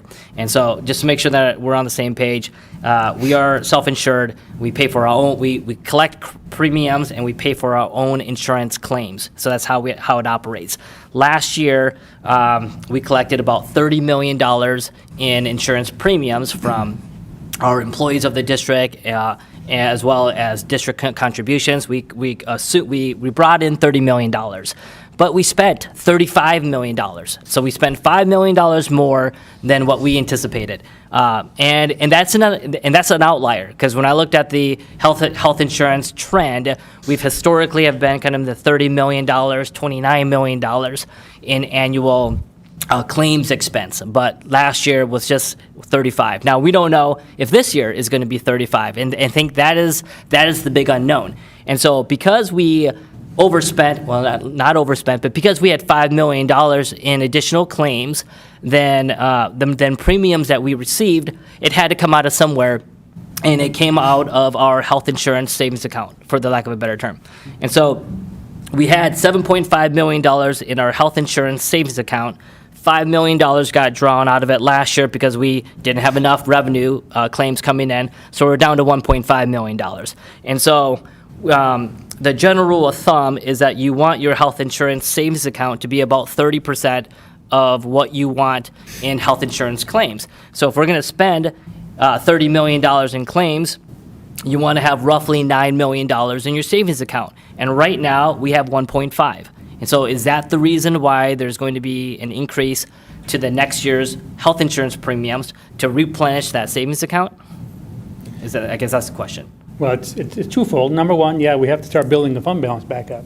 But at the same time, if our trend is going to go to 35 million, well, we've got to collect 35 million to cover our claims for the next year. And so if we only have $1.5 million in our savings account, and then we end up doing $35 million in claims again for this calendar school year, that will eat that, the 1.5 will be exhausted, and then the other $3.5 million would have to come out of our general savings account that we have at the district level. Correct. Okay. Director Anderson? Yeah, I mean, I don't think anybody likes to talk about increase in healthcare costs, but they are hugely high. And I would just say, as in my own employment, the rates, I mean, I think the fact that we kept it at 5% last year was markedly lower than other markets. And so I feel bad about a 15% increase, and also that I'm seeing more than that in my own employment. So I think we're just in a place of, when we think about why the extra costs from last year, I think we do have to anticipate like big costs going, just because potentially it's costing more. Not necessarily related to like, we would have to dig in on that, but individual claims versus just cost of healthcare rising too. Director Thompson. And can you go to the last slide? The bottom line is I was going to ask Bill. He hasn't presented on that one yet. Can we? I'm good. Director Holmgren, can you finish the slide, and then we'll get to the questions about it? Okay. I have here, I've included the projection in the current budget that we have is to end the year at 7.3%. So that's what's indicated here. We will be bringing our revised budget to you next month. So this number will get adjusted according to that. Okay. I don't expect it to be down, but next meeting we'll be going through this in detail. All right, Director Thompson, do you have a question on Just this? so you know. No, you're good? It's Okay. not going to be down. Director Anderson? The only thing I do want to point out is that we did have a policy at 10%. So that is something for the board to recognize, that if we have that policy, we had certain things related to that in terms of how we would want things to be met to go toward 10%. But is the board comfortable staying at 7%? Director Well, Swan? Yep, may go I ahead. just Yep, please. jump in too, because the policy not only says 10%, it also requires administration to notify the board. And so I don't know how many times I've been notifying you, but I've been notifying you all along so that we don't have any, like, surprises that you're trying to avoid, which I respect. I'll just take the opportunity too to talk about the how we're presenting this data and information, vice what has been talked about with monthly. Where that's going to be problem is in two spaces: aggregation versus disaggregation. So think of that as detail. And the second piece is going to be categorical expenditures, which Director Baker spoke to. So as long as you can tolerate that ambiguity that I can't pull out, I think we'll figure that out and try to get closer to what your expectations are with regard to that. So we'll work on it. I have two things. Just, I mean, for the board, my concern on the insurance thing, I mean, we got a $5+ million hit that we didn't anticipate. We can't afford to have that happen again. Otherwise, we are looking at, I mean, no one wants to be back at cuts, and running a deficit every year. But, I mean, if we had two more cycles of that, we'd have no unassigned fund balance. I mean, everything would be gone, and then we'd be finding places to cut in the district. So, yeah, and I don't know if there's something that you're doing to take a look at. I know we've talked about we have a max, a stop loss per claim. I mean, is there an aggregate stop loss? How much would that cost? Can we factor that in? I mean, I know we're at $30 million or $35 million a claim a year, so I don't know if anyone's going to want to insure us or how much that's going to cost. But, yeah, I mean, this year will be interesting to see how we end up. I mean, if it's $35 million again, then I think we're running into some dangerous territory on costs. So, yeah, but then it might have to be more the next year too. Yeah. So, second comment, just on the data stuff, or on the financials, wondering if we could have those put on the data dashboard so we can see finance. That might be a good first step. I don't know if you guys have looked at how we can get that on Infinite Campus or not from your records. We do have a report similar to this that we can put on there. It's ready to go. Okay. I'll have to bring some examples with some dollars on to see if that really helps you different than what these are. Great. Yeah, Director Carbone. Yeah, Bill, the increase, the 5 million, and nobody can predict if it'll be another 5 million next year or the year after that. I get that. Is it the same amount of claims, but the inflationary aspect of healthcare cost, is it an increase in claims and not as much inflation? Is it a combination of both? It's a combination. Are we driving more claims that are creating that? And is there something that can be done with the aspect of additional claims? I mean, is there any way to modify anything? We've been working with our consultant trying to find ways to try Okay. to curb some of these costs. We're meeting with them again later this week to try to find some levers that we can pull Okay. to make it better. But this last year was more claims. It was more than Right. the inflation. The inflation was built into the increase that we put in this. So past it year. was the volume of claims went up. Okay. Great. Director Thompson.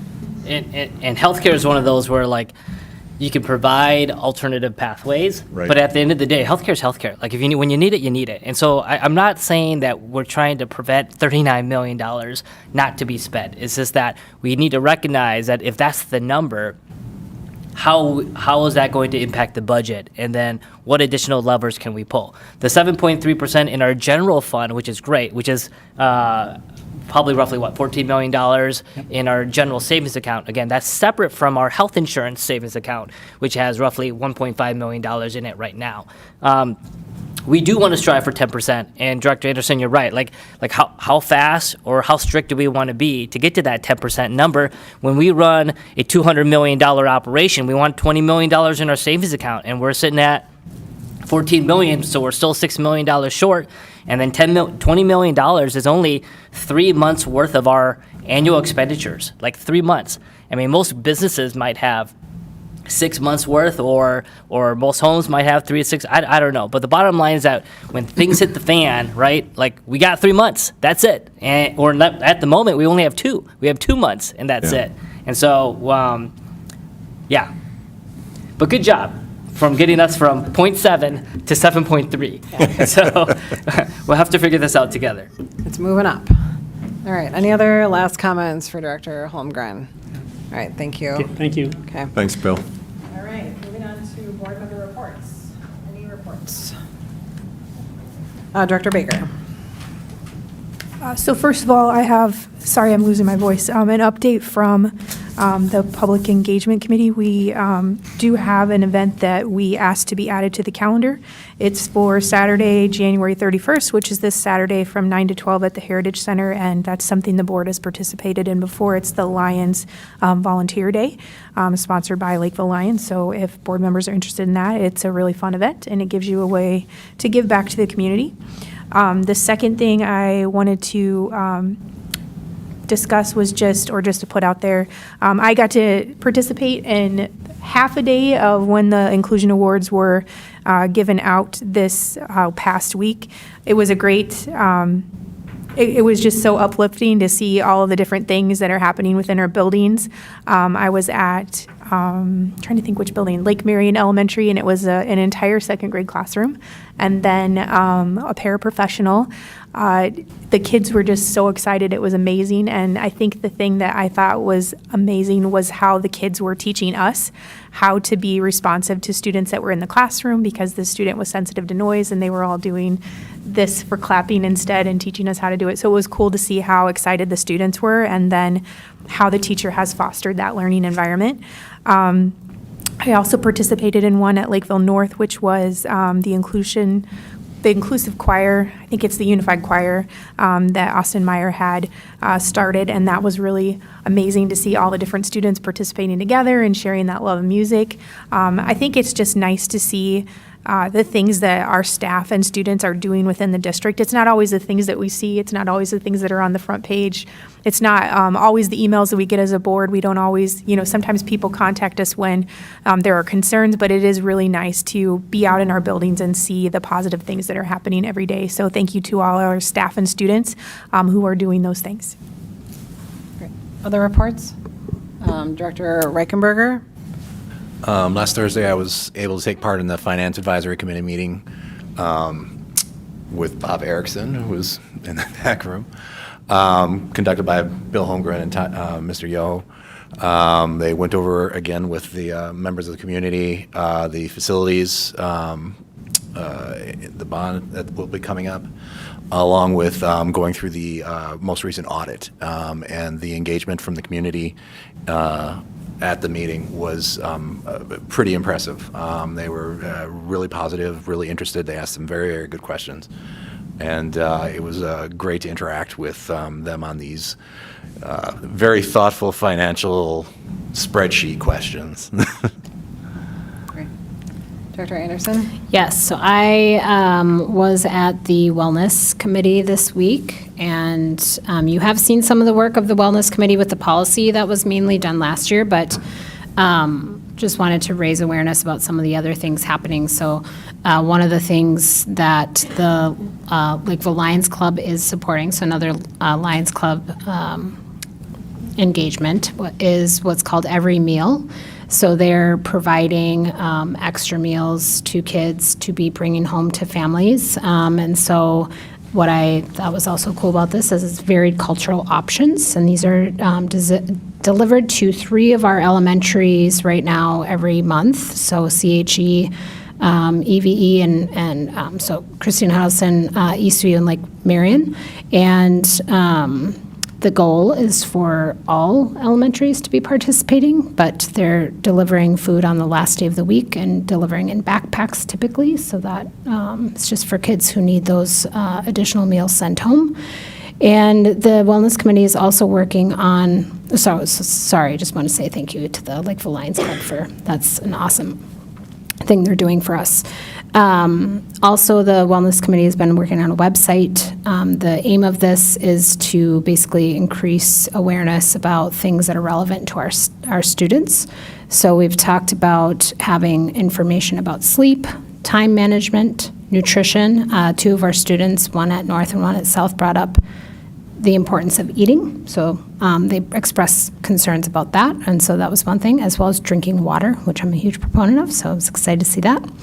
So that is going to be a work in progress for a while. And then once we get that up and running, it's then how do we get information to students? So what's going to be the route? So good work happening. Great. Director Thompson. Yes, I ended up going to the airport hangar for the Step Into Your Future event. This was my second time. It's pretty neat, man, to see these 8th graders try a variety of different stations around marketing from to STEM activities. What I thought was super interesting at this one, so shout out to the Lakeville Chamber hosting this event. Thank you for them. The one station that was new this year that I was super interesting and saw a lot of activity was they had a broadcasting section where they had an iPad, and then they had a person was like a microphone, and they were just interviewing people, almost like a YouTube, like future influencers or something like that. But lots of activity in that particular space. But overall, really neat to see some of these 8th graders engaged around what things they can do to help them prepare for classes that they could take in high school. So pretty neat. Awesome. Any other reports? I'll add that last night I attended the Early Childhood Advisory Council, and I think similar to other councils, is just like a rock star group of parents, and so kudos to them for all that they're doing to support our district.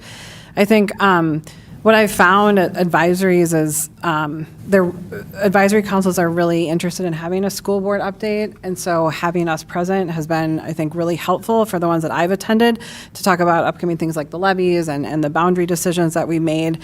And so those things were discussed last night. But then, in addition, the council discussed a lot of, in addition to the wellness committee, food security issues for early childhood families. And so there's now a food pantry in the vestibule to the school, and donations from parents are coming in to be a take what you need kind of model. And then the parents in that advisory are planning a lot of events. They planned so many things. They're having an open gym in February, Books and Beyond in March, and then Baby Palooza in April. And so there's kind of co-chairs for all of these events, and they're doing a ton of work. So appreciative to that group of parents. All right, with that, I'll turn it over to the superintendent for your report.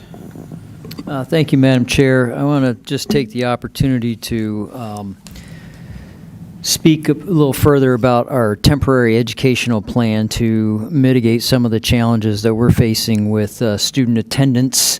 I think it's fair to say that whenever there's an action, there's a reaction, and there's action in ICE operations in the metro area in the state of Minnesota. It's caused some challenges across school districts, namely or mainly making sure that our students continue to get access to educational materials. So we have brought a team together. We have issued a plan in order to try to maintain educational access, materials, and resources for our students that are dealing with some of the challenges. If you look at the legal obligations around it, the Constitution has been spoken to through the U.S. Supreme Court in Plyler versus Doe, 1982. If you want to look that up, I could give you more information on that. But essentially, it prohibits discrimination and requires public education to provide access. Federal civil rights laws also reinforce that, and state guidance reinforce that. And I can provide more detail if anybody is interested in that. But with regard to our plan, what we want to do and our purpose is to maintain student engagement and continuity of learning during these, what we consider to be temporary absences. We want to preserve our students' connection to their school and teachers. I think there's a stabilizing factor that is the responsibility of all our community, and schools are part of that. And then we want to support a timely return to in-person instruction and get our students back into the classrooms. This is a short-term intervention. It's not a replacement for in-person, and that is not the intent that's articulated in our purpose or in this plan. Schools remain open, and in-person instruction remains the primary model for teaching and learning. The other thing I also want to share is what our guiding commitments are, and that is that all students deserve continued access to education, regardless of the circumstances, and we do that in many ways already for our students. This is maybe a little bigger scale, but that's our commitment. Schools have to be safe places and welcoming spaces for our students. That goes back to an education environment that we're required and should be promoting. Temporary flexibility is a realistic adaptation that I think any organization has to be focused on and be able to operate in that kind of an environment. And we don't intend to expand this in its current scope. The goal of the plan is to keep our students engaged, keep them connected until they're able to return in person sooner than later. Student services, including special education and multilingual learner services, remain governed by legal requirements and are not replaced in this plan. Staff workload protections are essential. We have collective bargaining agreements, and so we want to operate with those commitments in mind and not violate those. Legal policy and alignment, we are focused on Minnesota Statutes 124D.094, which speaks to online instructional opportunities for our students. We also have guidance from the Minnesota Attorney General's Office, MDE guidance from our commissioner, and district policies that we are trying to be faithful to as we develop this plan. We are committed to re-engaging and having more discussion about any refinements to this plan and be able to respond to whatever changes may come our way. But our goal is, as I stated in here, we have to give access to our kids and do all we can to get them back in our classrooms. So that's what this plan is trying to do. I think we did that collectively and collaborated to do this plan. I believe it's a good and strong plan. I've had it legally reviewed to make sure that all the attendance matters are accounted for. So I just want to share that with the board, and that's my report. Amber. Yeah, if there's any clarifying questions, Director Thompson? Yeah. No, I don't think I have any clarifying questions, but just more of an appreciation of thank you for putting a plan like this together. I had a chance to review it, and I think it's the right course of action in providing that kind of opportunity for our students. The way that I thought through it, and I just want to make sure that I can share this as well, is that, we've got an event that occurred, and if there's an opportunity to provide additional education in an alternative format or manner that allows us for them to continue, as well as for us to give them the continuing education that they deserve, that much better. I did ask earlier around the financial implications, the costs associated to this plan, and it sounds like it's been absorbed within the administration, so there's no additional cost, but we're giving this temporary education pathway available for students who need to accept it. So. Correct. That's accurate. So I can tell you that we're operating within our budget, which is near and dear to everybody here. So yes, now sustaining that based on what happens in the future, would have to be, I would be, having gone through the COVID experience, I would be remiss to think that we could say this is not going to be something different, unfortunately, but I will be fastidious in making sure that every board member in our community knows exactly what the situation is with regard to how we provide that education to our kids. Director Baker? Part of our duty as board members is to advocate for our district and to make sure that we get the supports needed for our district in situations like this. I'm happy to share with any board member or community member who would like to email legislature, or I actually emailed the governor requesting districts to be held harmless for any enrollment that they lose during this time period or in the near future, as happened during COVID. What would happen in this is we would have to pay back any student enrollment that we lost. So if people are interested in advocating, like I said, I've already taken that position, have emailed several representatives, and am happy to share that format with others so that they can advocate as well. Any other questions or comments? Great. I'd just like to echo what Director Thompson said. I appreciate the administration and teachers and district office staff creating a plan that makes sense for our district. I know many districts have plans, and ours is a variation on a plan. And I think in reading what was prepared, it gives the flexibility to the educators and principals and building staff to meet the educational needs of our enrolled students. So yeah, appreciate the work that went into that.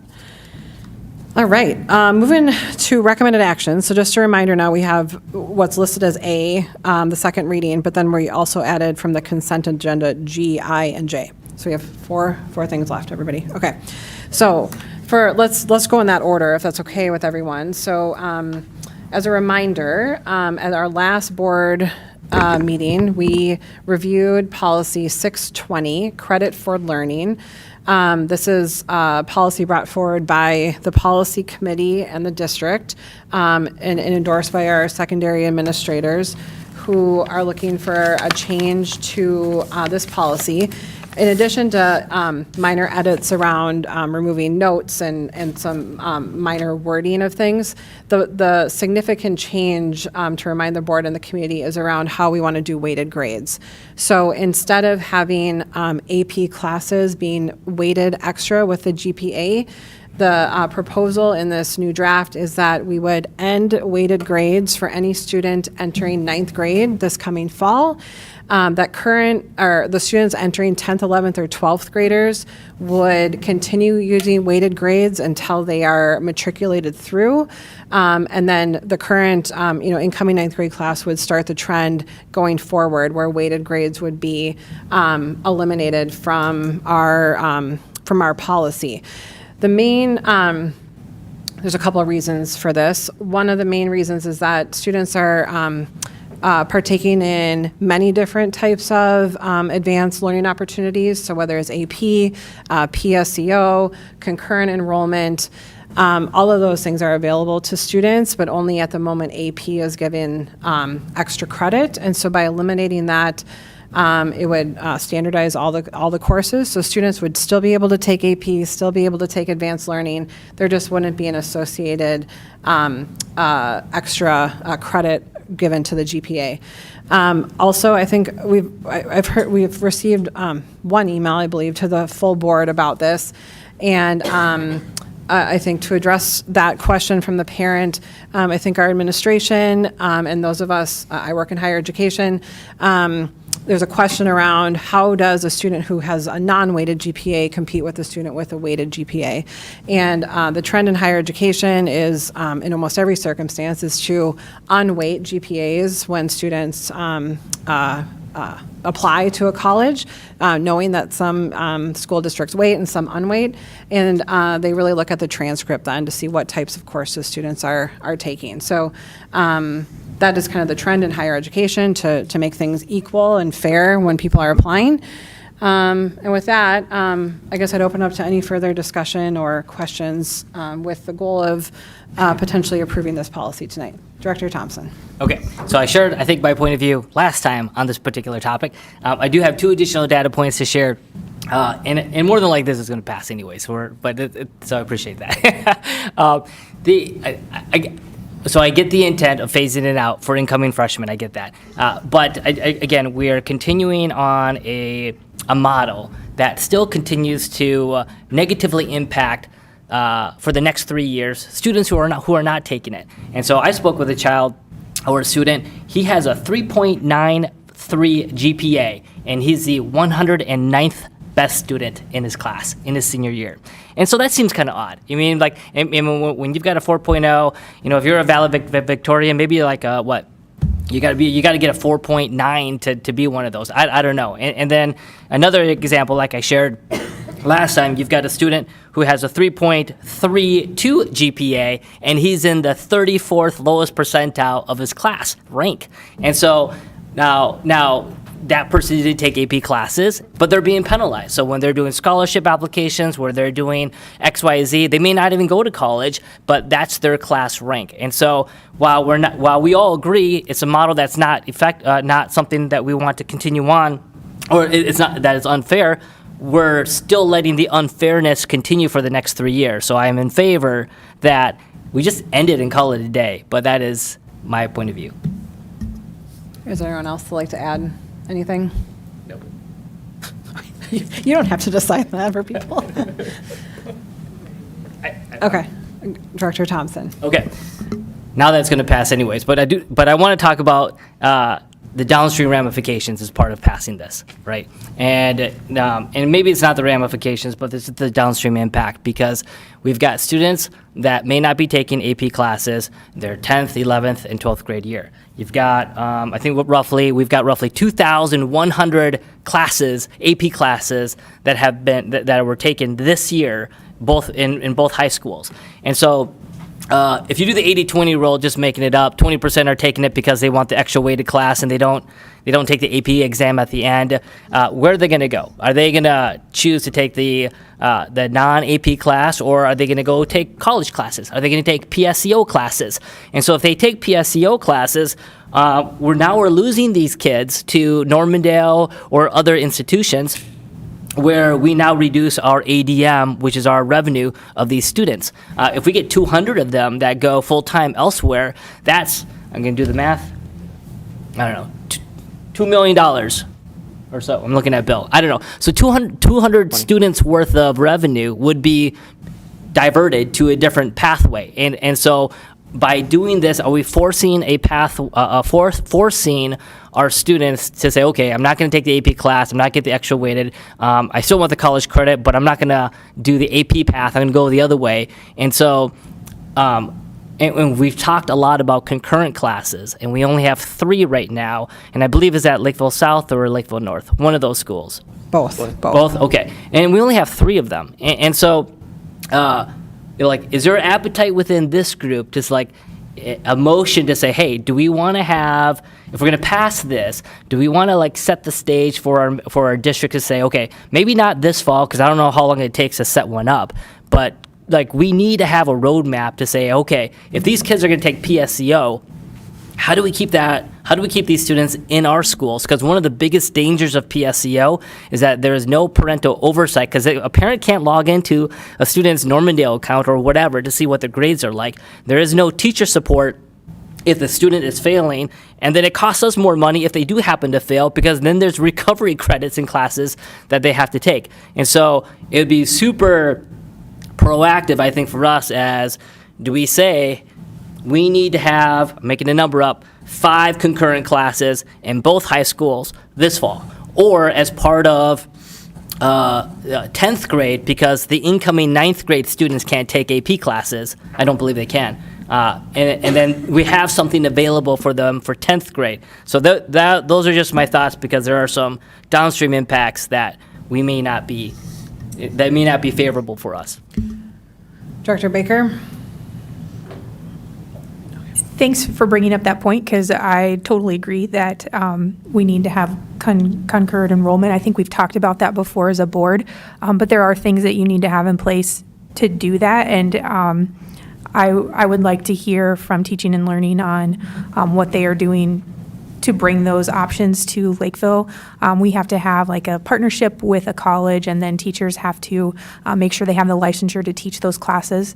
So I think just saying as a board we want to have 5 doesn't give the district the time frame to make sure that those things are in place before we do that. I do know, like I said, we've had that discussion before. I know that Carrie Pop has shared that teachers are interested in doing that, so I do know that our teachers within the district would like to do that, but I do know that there are certain things that have to be in place to make sure that teachers have the license to actually provide instruction for those courses, and then we also have to have that college partnership to make sure that we can provide those things. So just laying that out there. Director Swanson? Yeah, I mean, I think I've mentioned this multiple times and asked Director Brovold about this and where they were the last time this policy came up, where they were on concurrent enrollment. I'd love to see a timetable, like where are we at, how long this is going to take. And we have other districts around us that have a full offering of concurrent enrollment. And you're right, Director Thompson, I mean, we will lose kids, right? They'll go PSEO, kids that we would love to keep in our schools. And everyone would benefit from keeping them in the schools. We'd benefit from it financially. Even if there is some financial cost, my guess is we'll have savings related to that if we can implement it faster. So, I mean, I'd love to see a timetable and when this is going to happen, how many courses we can offer. I mean, I know it's been, I don't know, 6, 7, 8 months since we first started talking about concurrent enrollment. It's been a while, so. Director Anderson? Yeah, I support this as well. I think it's been something that's come before the board several times, and there's generally strong support from our board for this. One of the things I also just want to add to people's arguments for just getting a timetable in place, and I know one thing I do want to acknowledge is the Teaching and Learning Committee has had, or that area has had a lot on their plate, and I also think this is very important for not just the financial health of the district, considering if more people do choose PSEO, but one thing I just want to also identify is for, I think, the mental health of our students as well as their educational health. It's better for them, in my opinion, for them to stay in high school. So great that they're getting advanced opportunities, but if we can have it just in terms of their emotional development, their social development, better for them to be in our schools. And then we keep our leaders. So I think I'm in full support of that as well. So I think it would be helpful for us to have something from that department just in terms of what the expectations we can have. Yeah. So I believe that Teaching and Learning is working on a plan to be presented this summer about path, not just on concurrent, but in addition to other initiatives to, am I speaking out of turn? Is that correct? Okay. I think also with any policy change, you should look at data and how it impacts trends or patterns, right? So I think we're making the assumption that we make this change and everyone's going to start enrolling in Normandale. I don't necessarily think that that's what the trend is at the high schools who have unweighted grades. And so I think I would task the district to monitor this closely, right? And we'll be able to see as this gets implemented with classes if we're noticing that trend, and if so, how to address it while also increasing concurrent enrollment classes, of course. So, yeah. Director Anderson. One thing I do want to just point out too, I don't know, I'm just thinking about how much pressure there is for those AP exams when you're thinking about like whether that counts toward college or not, whereas the concurrent enrollment counts. So for students who maybe have more test anxiety or just don't do as well on exams, like this is an opportunity for there to be that college credit for them. You get a C, you still get college credit. Right. You get a grade. Yeah. So I feel like go ahead, Director Swanson.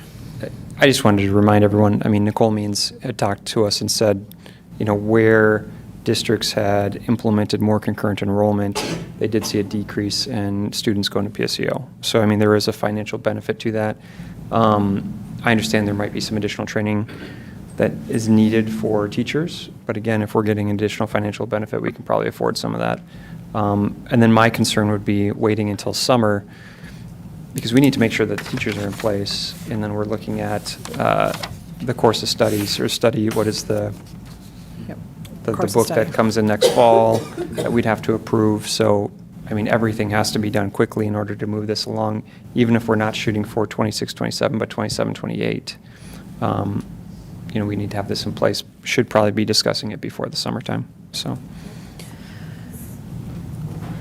Dr. Anderson? Sorry, registration is happening right now for next year, so it's not really something that we can address. But it is like, it would help us to know, like, what is if we were wanting more opportunities in place for the following year, what needs to happen between now and then? Yeah. Great. I think we're hearing loud and clear from the board that there's interest in learning about planning for concurrent enrollment. We are also wanting to think about passing, or, whether or not we should pass this policy. So I'm wondering if there be a motion. Yeah, go ahead, Director Swanson. Motion to approve policy 620 as revised. I'll second. Okay, so first by Swanson, second by Anderson. All in favor? Is there discussion? Continued discussion. Go ahead, Director Thompson. Does anyone entertain a motion to amend the motion to have a update on concurrent timeline in the next 90 days? So we have a deadline, and then it's just there. So there's a motion to amend the policy to include a timeline for a concurrent enrollment report. Is that what you're saying? Yes. Is there a second to that motion? Within 90 days. Okay, within 90 days. Is there a second to that motion? Are you clarifying that it's going to be approval is contingent upon having a report?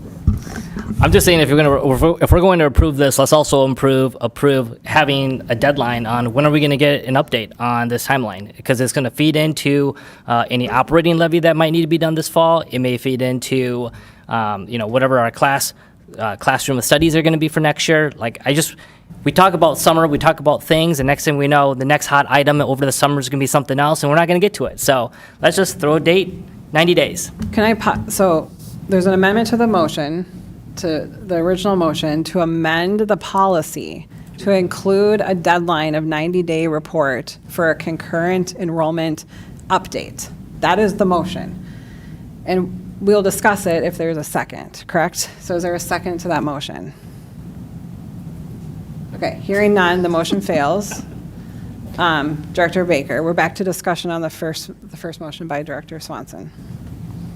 I just want to make sure that we have a realistic timetable for teaching and learning to respond, given that enrollment is already happening for next school year. So anything that we try to do now is kind of null and void, because we have to have teachers in place that have that licensure to teach the class. We have to have. Hang on. So we have to have. Are you discussing the motion? I just want to add something to this, because I think I don't disagree with what he's saying. Yeah. But I think it's not necessarily needed as a motion. But my suggestion is, given that all of these things that we need to have in place, can we just agree that the board will receive an update before the summer? Can we try that? I tried to articulate that, I think, before the motion. That's loud and clear. Okay. I think. I just wasn't sure because he added the motion. I've written it down. I got in the my notes. task. It'll be done. Yep. Thank you. Okay, so motion is to approve policy 520, 620 as presented in the board docket. There's a first and a second. Any other further discussion? Okay, all in favor of approving, say aye. Aye. Any opposed? No. Okay, motion passes 6-1. All right, moving on to the next item that was pulled from the consent agenda. So this is the JPA for School Wellness, the Statewide Health Improvement Program grant. And Director Thompson, you asked this to be moved, so I'll let you open this. Yes.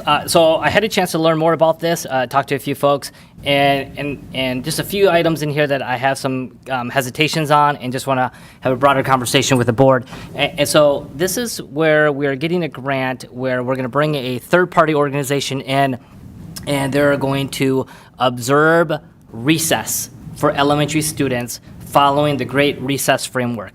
And I don't know what the Great Recess Framework in details is, but that's, go ahead. I have a principal here who can address that as well. Perfect. And so part of this grant allows us to, they would coach recess supervisors on effective, inclusive supervision techniques and play routines. They would train these recess supervisors. And then the part here that I'm not 100% aligned on yet is we would implement a youth leadership program for recess, including training the youth leadership lead, recruiting and training 4th and 5th grade students to provide feedback of how recess is going and as they talk to other students on what is recess appropriate behavior or not appropriate behavior, and what's team play inclusion versus not, to, at the end of the day, to minimize behavioral incident trends, which is how I understand the overall intent of this particular program.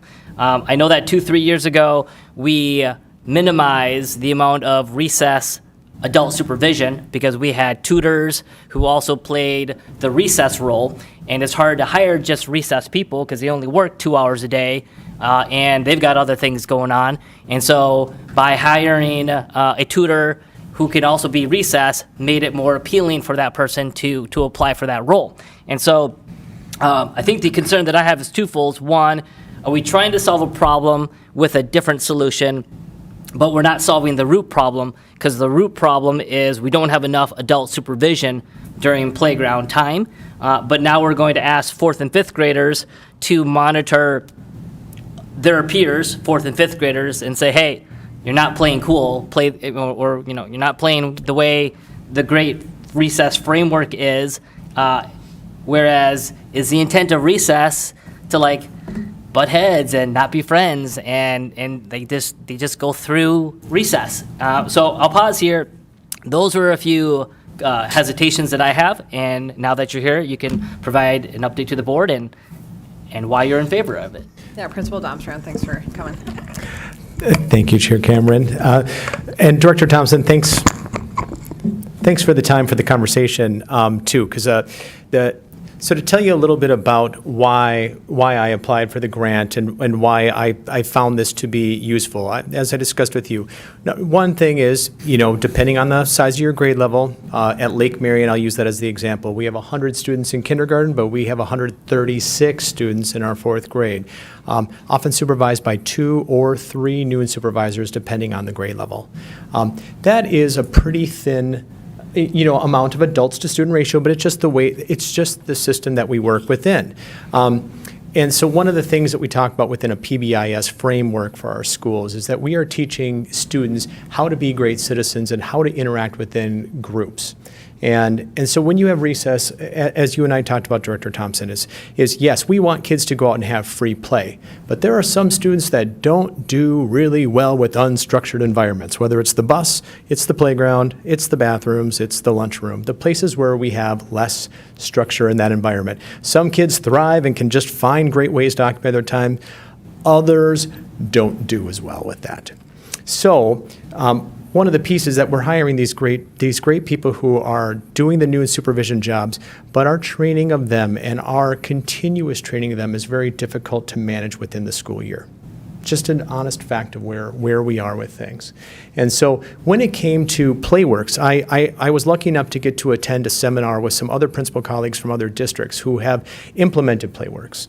And what they have found is that by teaching some structured play activities for the kids who especially need them, is that we are giving an alternative to the kids who can pick up a football and go start a pickup game. The kids who will go and play tag. But for some of our other students, they need some structured activities that they will go and do, and we've got some rules around how we play. There's ways that everyone agrees to what those look like versus when we have the disagreements and ends up with somebody pushing or shoving, or the things that can sometimes unwind that take up hours of my afternoon after we have to clean up the situations. So that's where this was born out of. Now, the piece where you talk about 4th and 5th grade, I'm going to use an example that we currently have in place. We use our 3rd, 4th, and 5th grade students to help us with assistance on the bus. It's another place that we struggle with. 60 students on a bus, one bus driver, and their job is to drive the bus and get everyone home safely. So we empower students to be there, to be role models, to reward kids when they're doing the right things, and to let us know when unsafe things are happening. They're not the police. They are not there to be busting their friends or getting kids in trouble, but it's to help provide some guardrails for the things where adults can't always be. So then the next piece with PlayWorks is that when you get those ambassadors in 4th and 5th grade, they actually go down to the younger grades and teach the younger grades some of the structured activities, because kids love to work with their older mentors. We do kindergarten buddies with our kindergartners and 5th graders. We do 1st grade buddies with our 4th grade and 1st graders. We're pairing kids because we believe kids, they learn from adults, but they love to learn from other students. So when we provide that framework, that's really what we need, is because, we have our adults who, I wish it was always consistent, but we've had a lot of turnover because when people can get more hours in their job, then all of a sudden that noon supervision job isn't very appealing, and now I got another person I have to train in. And so having the frameworks around having PlayWorks come in, observe our practices, they're going to give us feedback on what are we doing well and what are some things that we can improve. As I discussed with you as well, is that I did partner with my colleague, Principal Carlson, and she and I were going to do some sharing of this, because we just think some of these structured activities are going to reap benefits for our entire district. Because as we have success with this, which I am going to expect success, that's everything we do, we want to be successful at, is then we would work with our colleagues then to spread these practices to their students as well.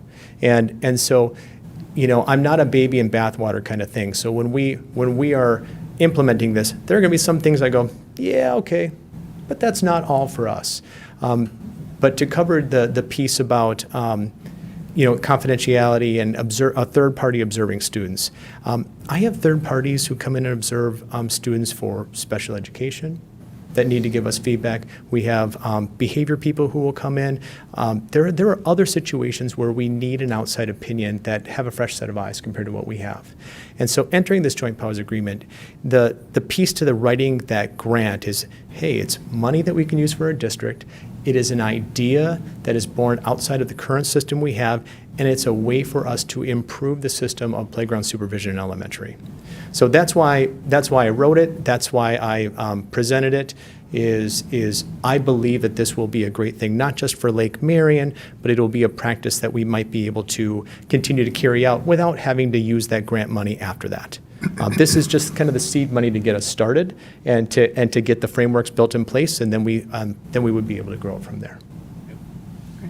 Other questions about the grant? Director Thompson? Yeah, so thank you for that.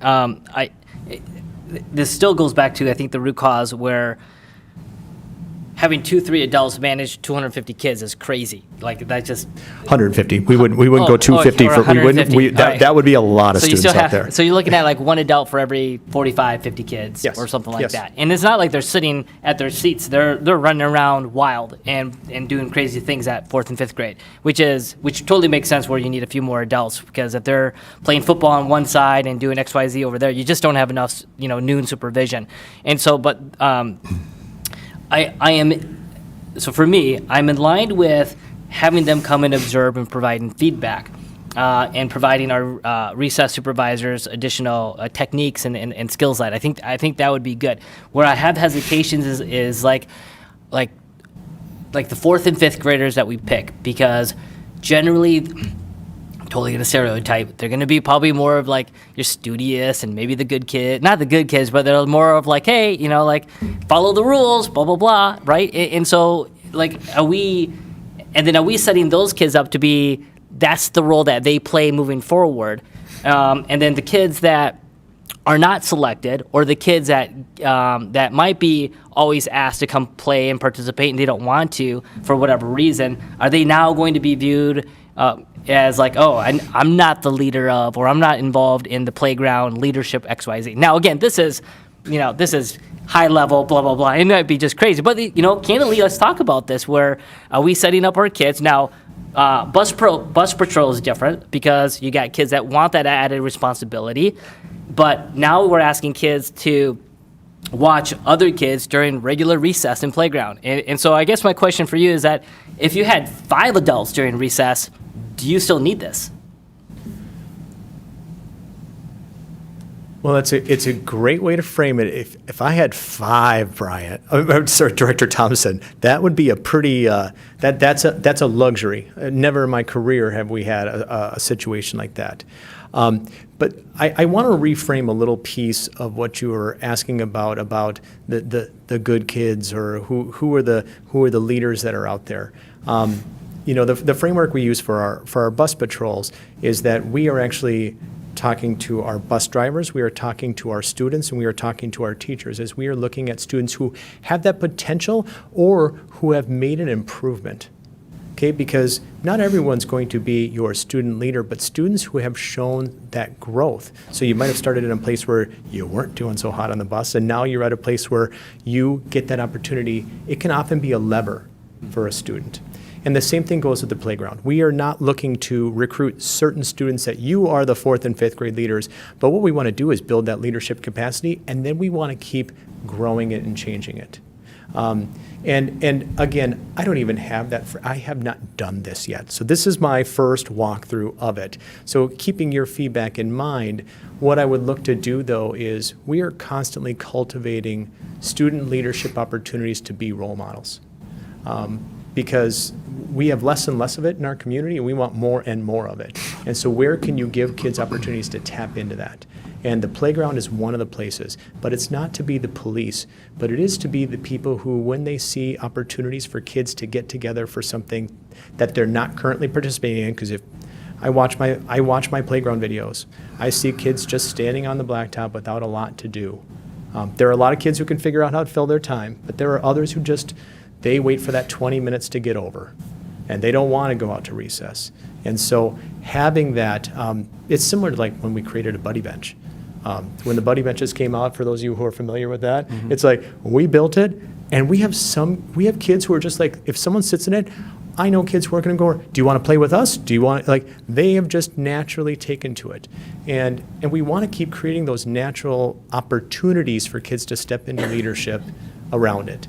I don't know if we will agree philosophically on what that looks like, but as an elementary principal leader, I am looking for every opportunity, and my staff are looking for every opportunity to build our kids up and give them opportunities to enhance that capacity for leading or for being a role model.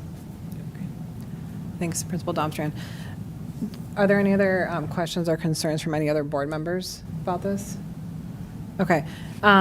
It was originally in the consent agenda because in order for Principal Domstrand and Lake Marion to implement, we need to approve the joint powers agreement, correct? And so with that, is there from the board an interest in making a motion to approve the joint powers agreement? So moved. Make a motion. First by Anderson, second by Baker. Any discussion, further discussion? Okay, all in favor? Aye. Any opposed? Sure. Is that a yes? Yeah. Okay, motion passes 7-0. Okay. Thank you, everyone. Thank Okay. you. Have a great night. Great, thanks. Okay, moving on to consent agenda I, policy 502. So this is the search of student lockers, desks, personal possessions, and students' person policy. This policy was reviewed multiple times by the policy committee, which includes myself, Director Swanson, and Director Thompson.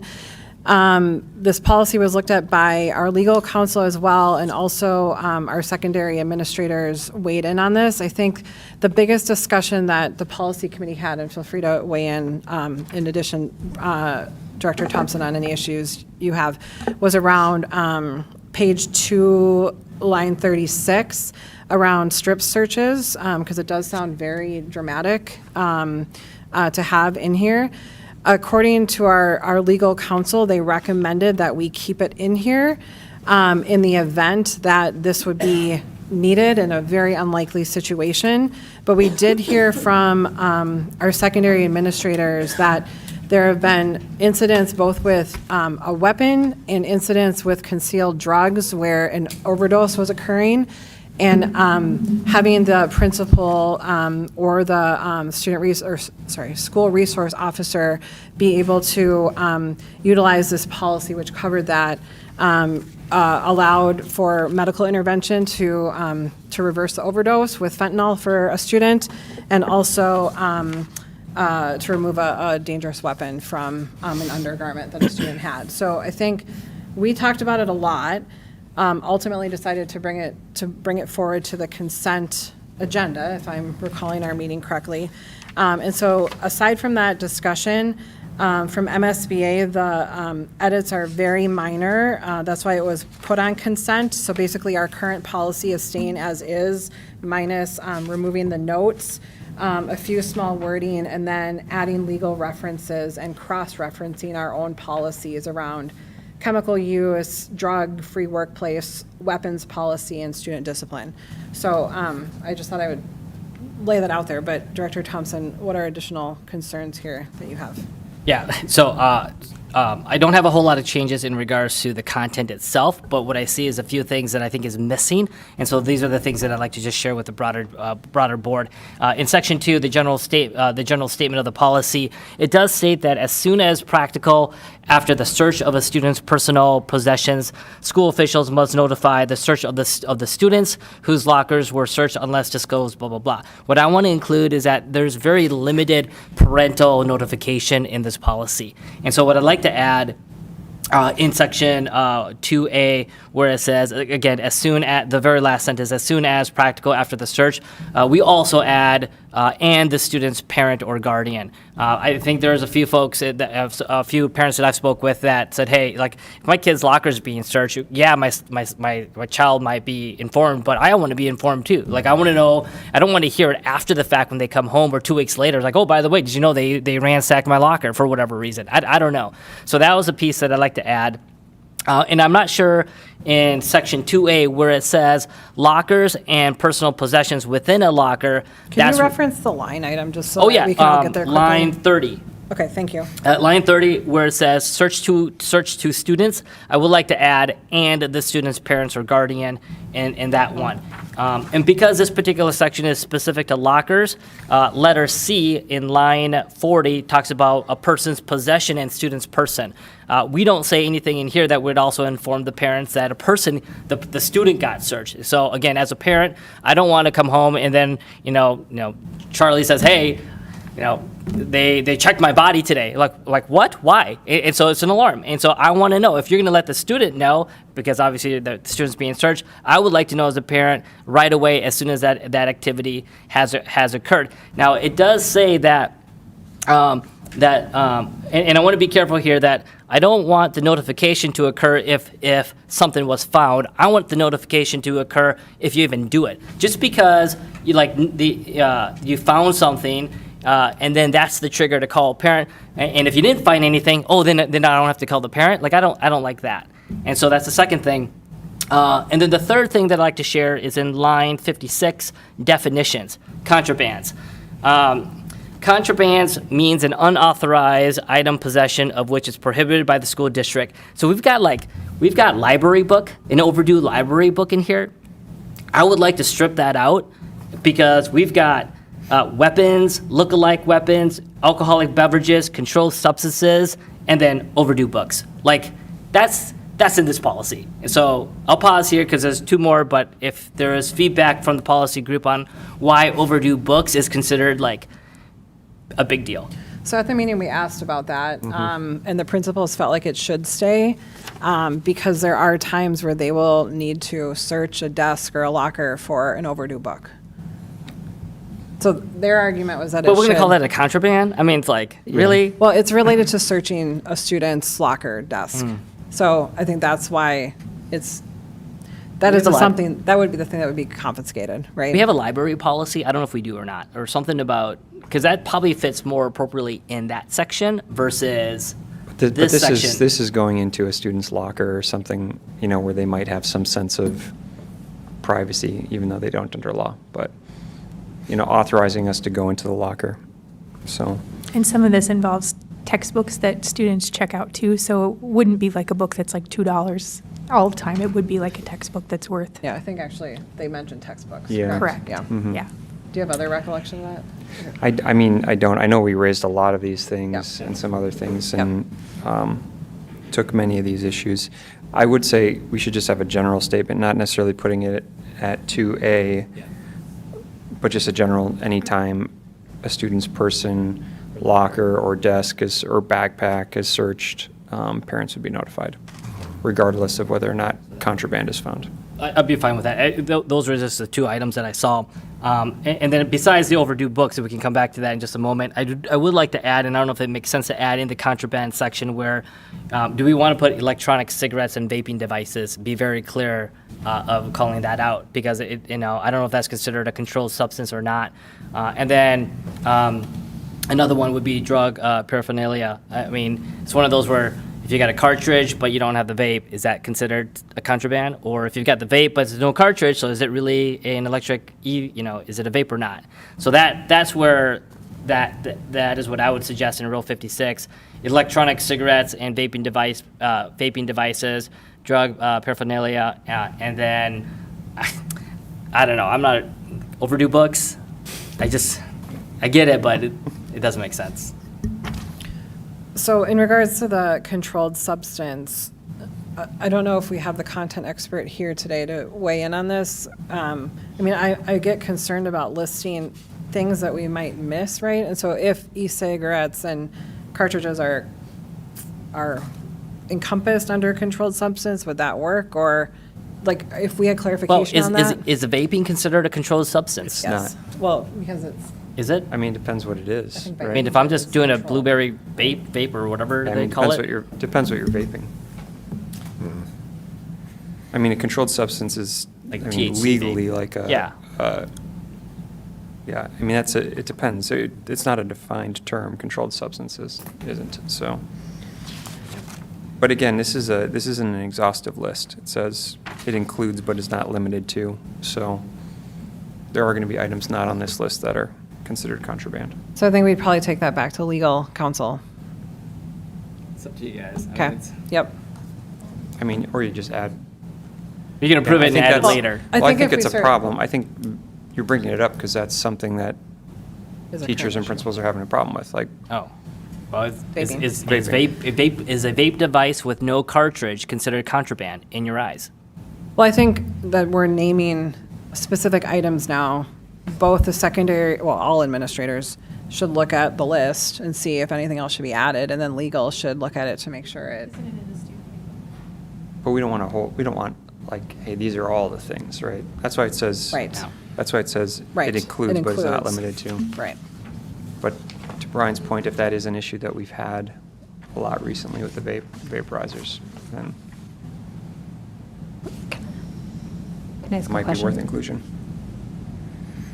Director So- Anderson? So you want vaping added, you want that added specifically? I feel like it's a concern in the high school, and maybe I'm mistaken, but it, is an electronic cigarette and vaping device fall into any of these categories? As in, it's not a weapon, is it a controlled substance? Does it look like an overdue book? I mean, those are your three things on this list. I mean, cigarettes would be under controlled substance too. So I'll just read the controlled substance are drugs or chemicals regulated by the government due to their potential for abuse, dependence, and public health risk.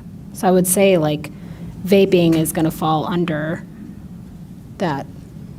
I mean, I think the risk of adding any sort of additional things is, we're constantly going to be adjusting this to be consistent with the times, whereas I think a lot of things will fall under controlled substances.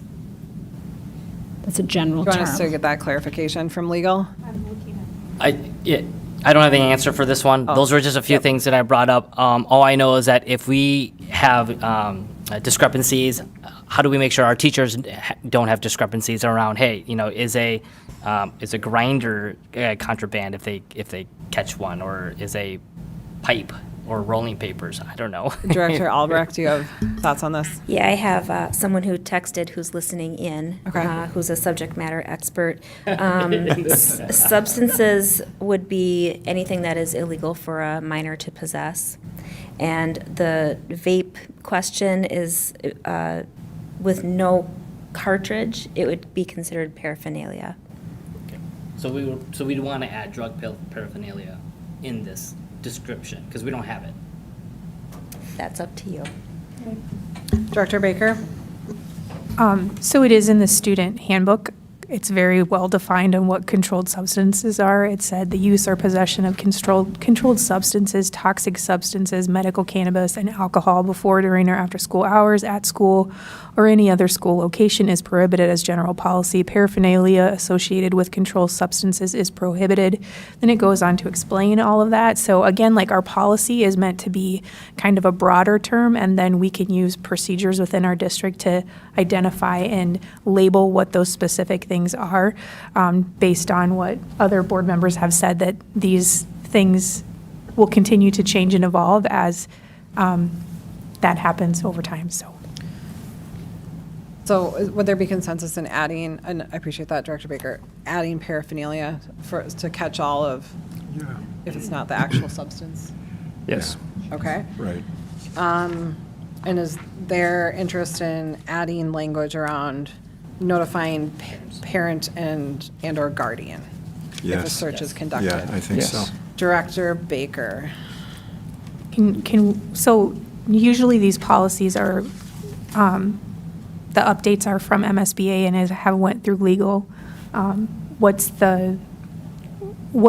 there, is there a district policy that they, or procedure that they contact parents? I just want to know what the legal ramification of that is, considering that it wasn't put in there, and I don't know what the reason as to why it wasn't put in there, so that would be my clarifying question before we just add something in. So my recommendation for that, and if there's other comments, it seems like this should be revised before we would vote on this, or, right? So I think both with our legal counsel and with our administrators, they should review this. I just want to know what to revise, right, before having them review it. So Director Anderson? Sounds like the paraphernalia, and then also asking about, so not drug paraphernalia, and any paraphernalia that would be relevant to a substance. And then the question about I agree, I think if it's not in policy, why isn't it? Would be good to know. Or I also am wondering, and Superintendent Bauman, maybe is it generally the policy of the administrators to contact? Are they doing that? Well, I think it's circumstantial. I have not been working in a high school. I certainly can talk to them, but I do think that the legal review gave the umbrella coverage that's necessary. But we can take it back and look at it again. Yeah, Director Swanson. I mean, I don't think we're in any legal jeopardy by adding in, hey, teachers, I'm just thinking as a parent, right? If my kid comes home and hey, I got searched today, they patted me down for something, I'd probably want to know about it before I hear about it from my kid, So I'm just looking at it through that lens. I mean, the policy is what it is. It's been here for a while, and there are just some slight edits from MSBA, but it doesn't mean we can't adjust it. And I don't see any legal concerns with adding, hey, clarification, this is on the list of contraband as well. And, we as a board would like parents to be contacted if we think their kids are doing something wrong that requires us to search their person or locker or desk. I think I don't disagree with notifying parents. I think I would just want administrators to weigh in on what does that mean and look like, being married to an administrator at a high school. There's lots of searches all the time. And so if we don't update the parent that day before the student gets home, are we then liable against this policy? Because sometimes it's just not possible for, at least my husband I know, to... Well, how often are we It happens a lot, actually, Really? especially around vaping, yes. So Stafford. I'll just say that my understanding is that if there's a search, there is a notification to a parent. That's happening.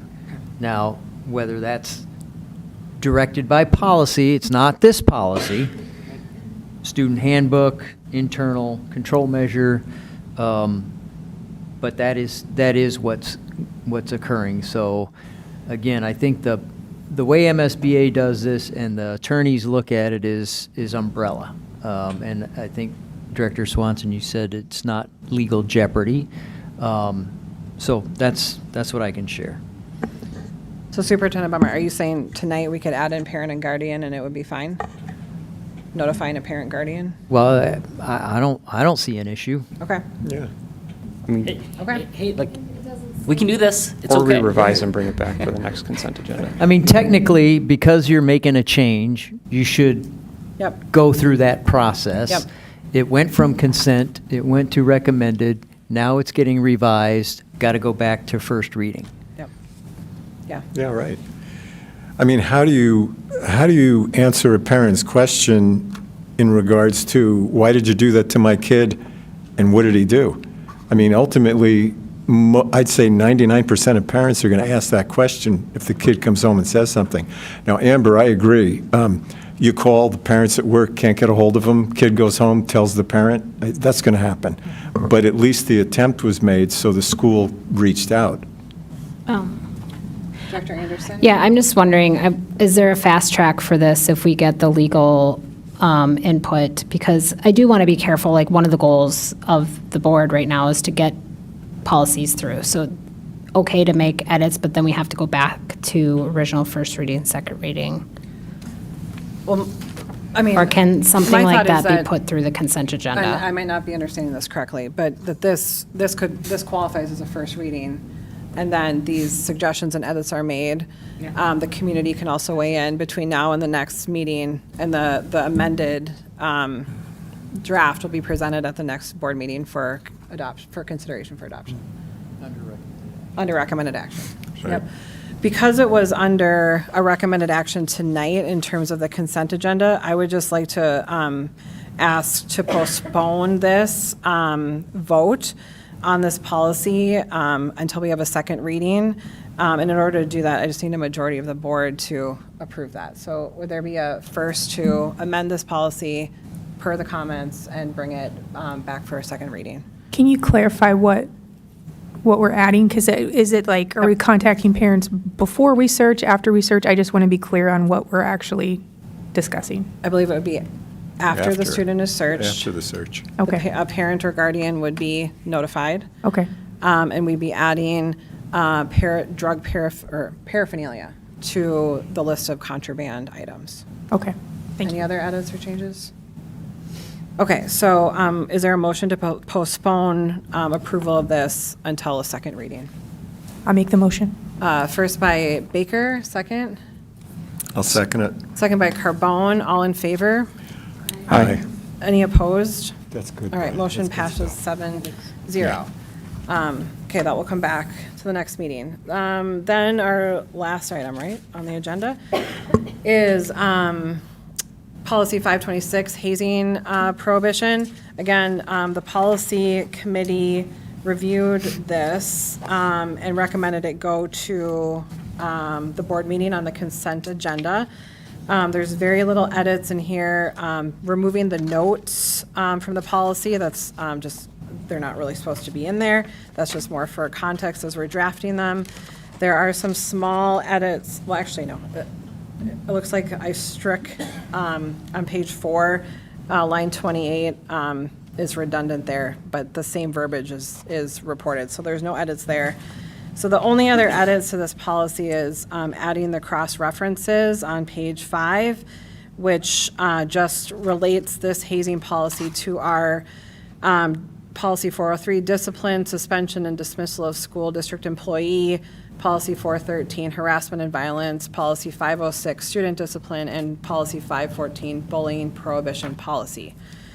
So with that, Director Thompson, you asked for this to be pulled for discussion. Yeah, just a few observations that I saw as well, and then share with the broader board on kind of your take. Under the definitions, in row 13, hazing means the act, committing an act of blah, blah, blah. I would like to add a number 6 after row 36. We really don't have, there's a lot of physical related line items from 1 through 5, from physical activity to deprivation to alcohol, but there isn't anything about electronic means, because I think hazing can be done also electronically. whether it be, I need you to text this person, or I need you to send a picture of this, or X, Y, Z. And so it may be good to just add a number 6 that says hazing may occur in person or through electronic or digital means. That gives us kind of a blanket, kind of a capture if need be. So that'd be the first one. The second one that I saw was number in section reporting procedures, section 4. I think this is row 13. Sorry, will you say that one more time? Section 14, reporting procedures, where any person who believes he or she has been the target of a victim or victim of hazing. I don't know if this is appropriate for us or not, but there isn't anything in here that says that the district will take reasonable steps to protect the rights and reputations of all students during the investigation. Because there may be instances where like someone submits a hazing incident, but then it's not factually true. And so then the person who's alleged or at the allegations, now they're like, well, who's going to take care of my reputation within the school? And I don't know if it's even the school's responsibility to do that or if there's anything we can do. But that was one thing that I thought, how do we make sure that we are taking reasonable steps to protect all students involved in the investigation in that particular scenario. Can I ask you a question with that one before Yeah. we move on? So where are you reading that the school district would protect? Nope, that was me saying it out loud, and that was my notes. Okay, so I think how I'm reading this, but correct me if I'm misunderstanding, is that if someone believes there to be if someone believes hazing has occurred, that they should immediately report that, and Yes. then it will be investigated. Yes. Now, the report is not public, Agreed. so who are we protecting, I guess? Well, in row 11, it says it's an anonymous report, and so the person who it can be anonymous. can be right. So the yes. person who gets submitted, they're like, no, it wasn't me, and for whatever reason, I don't know if things circulate within the school or things are happening to that student indirectly throughout the course of the day. While it is anonymous, I mean, things swirl, and so I don't know. Is there a statement that we want to share that will the district try to help preserve the reputation of that person? And maybe it's not. Maybe it's an area that we don't want to go into. But that's what I recognize is that we have a lot of steps on how to submit things, but there isn't a lot of making sure that we're protecting the individuals that are being submitted. If that You makes feel sense. like on that same page, line 45, subsection E, reports of hazing are classified as private, educational, and/or personal data and/or confidential investigative data and will not be disclosed except as permitted by law. Like, wouldn't that protect both the reporter and the potential person being reported? Yeah, I'm not pushing back. No, I'm no, just- I can see that. Yep. I mean, because it's the information that's not supposed to be out there, and while we say the information is not supposed to be out there, the people who are submitting it can say things internally within the school. And so if the school knows that something bad was submitted or something was submitted, and they know the individuals that it's being accused of, and then they're observing things happening as an investigation is underway, are we going to just be quiet and just let things happen until the investigation is done? Does that student have any kind of sort of like, hey, like, A, how do you know? Or B, like, I didn't do anything, or yeah. I think that's where I was leaning towards as I was reading through this, like, who's protecting the accused if it's an anonymous report and if nothing's official. Yeah. So. And then I think also F talks about that privacy of the complainants, the individuals against whom the complaint is filed, and witnesses, as much as possible, consistent with legal investigative needs. That, I'm not going to read it all verbatim, but that I think covers some of what you're talking about, Director Carbone? Yeah, shouldn't the, and Superintendent Baumann, I would ask you this question.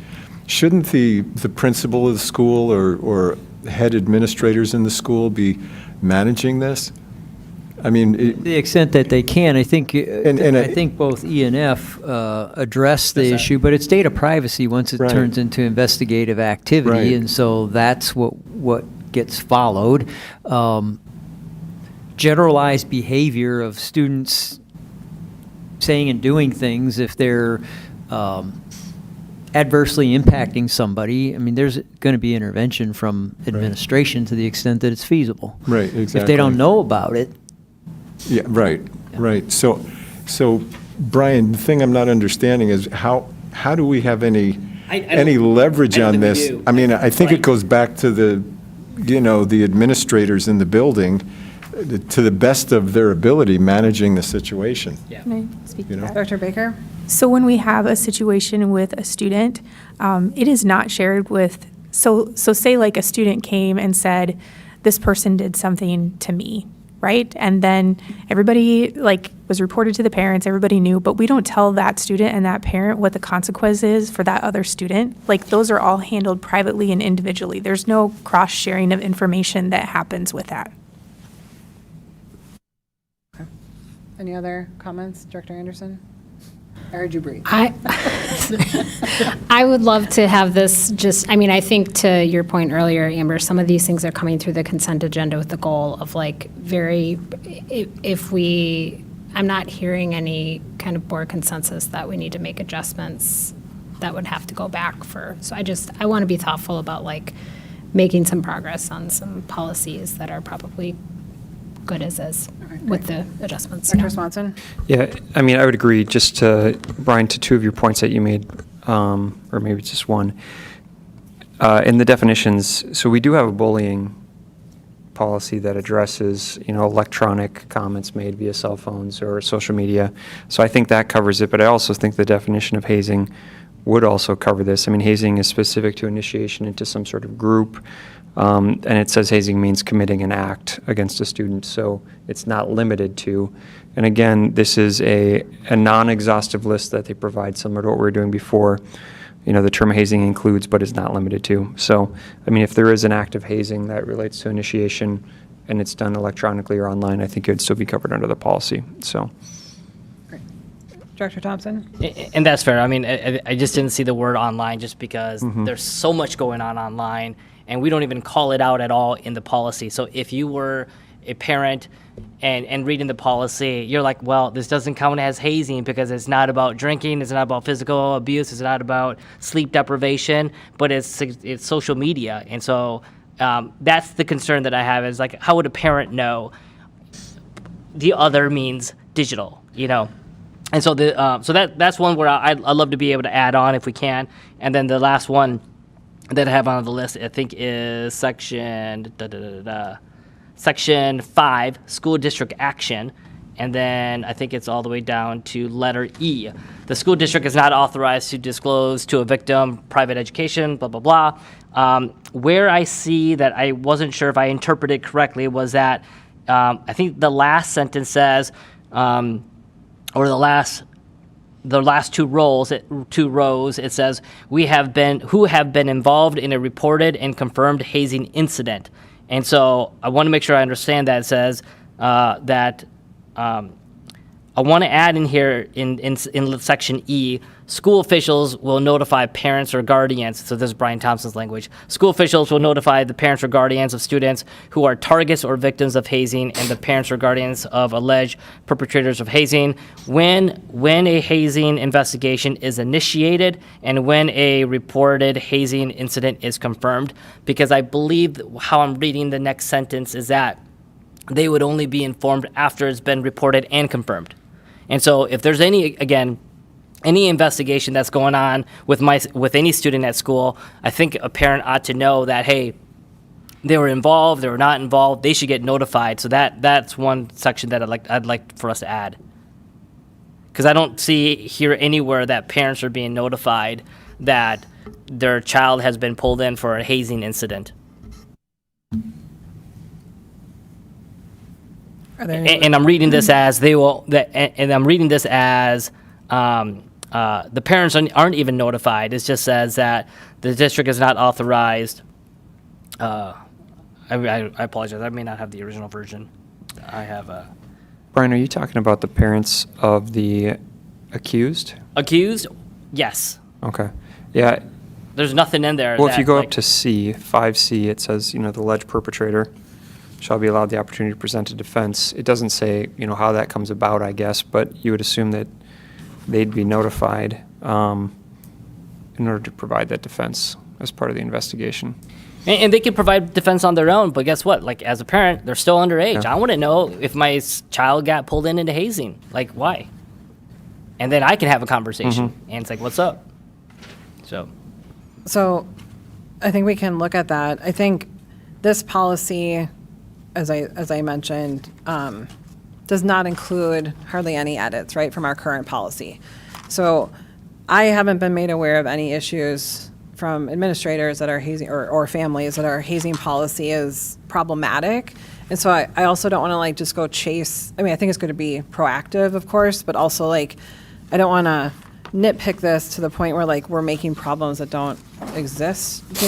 And I don't know how often is hazing investigated often. I have no idea. And maybe most of them come back as a non-issue. So, I don't know the extent of the problem that we're trying to solve with that, with what you're asking. The problem is not to solve the hazing. The problem I think I'm trying to solve is the parental notification. Right. Like, where are parents involved?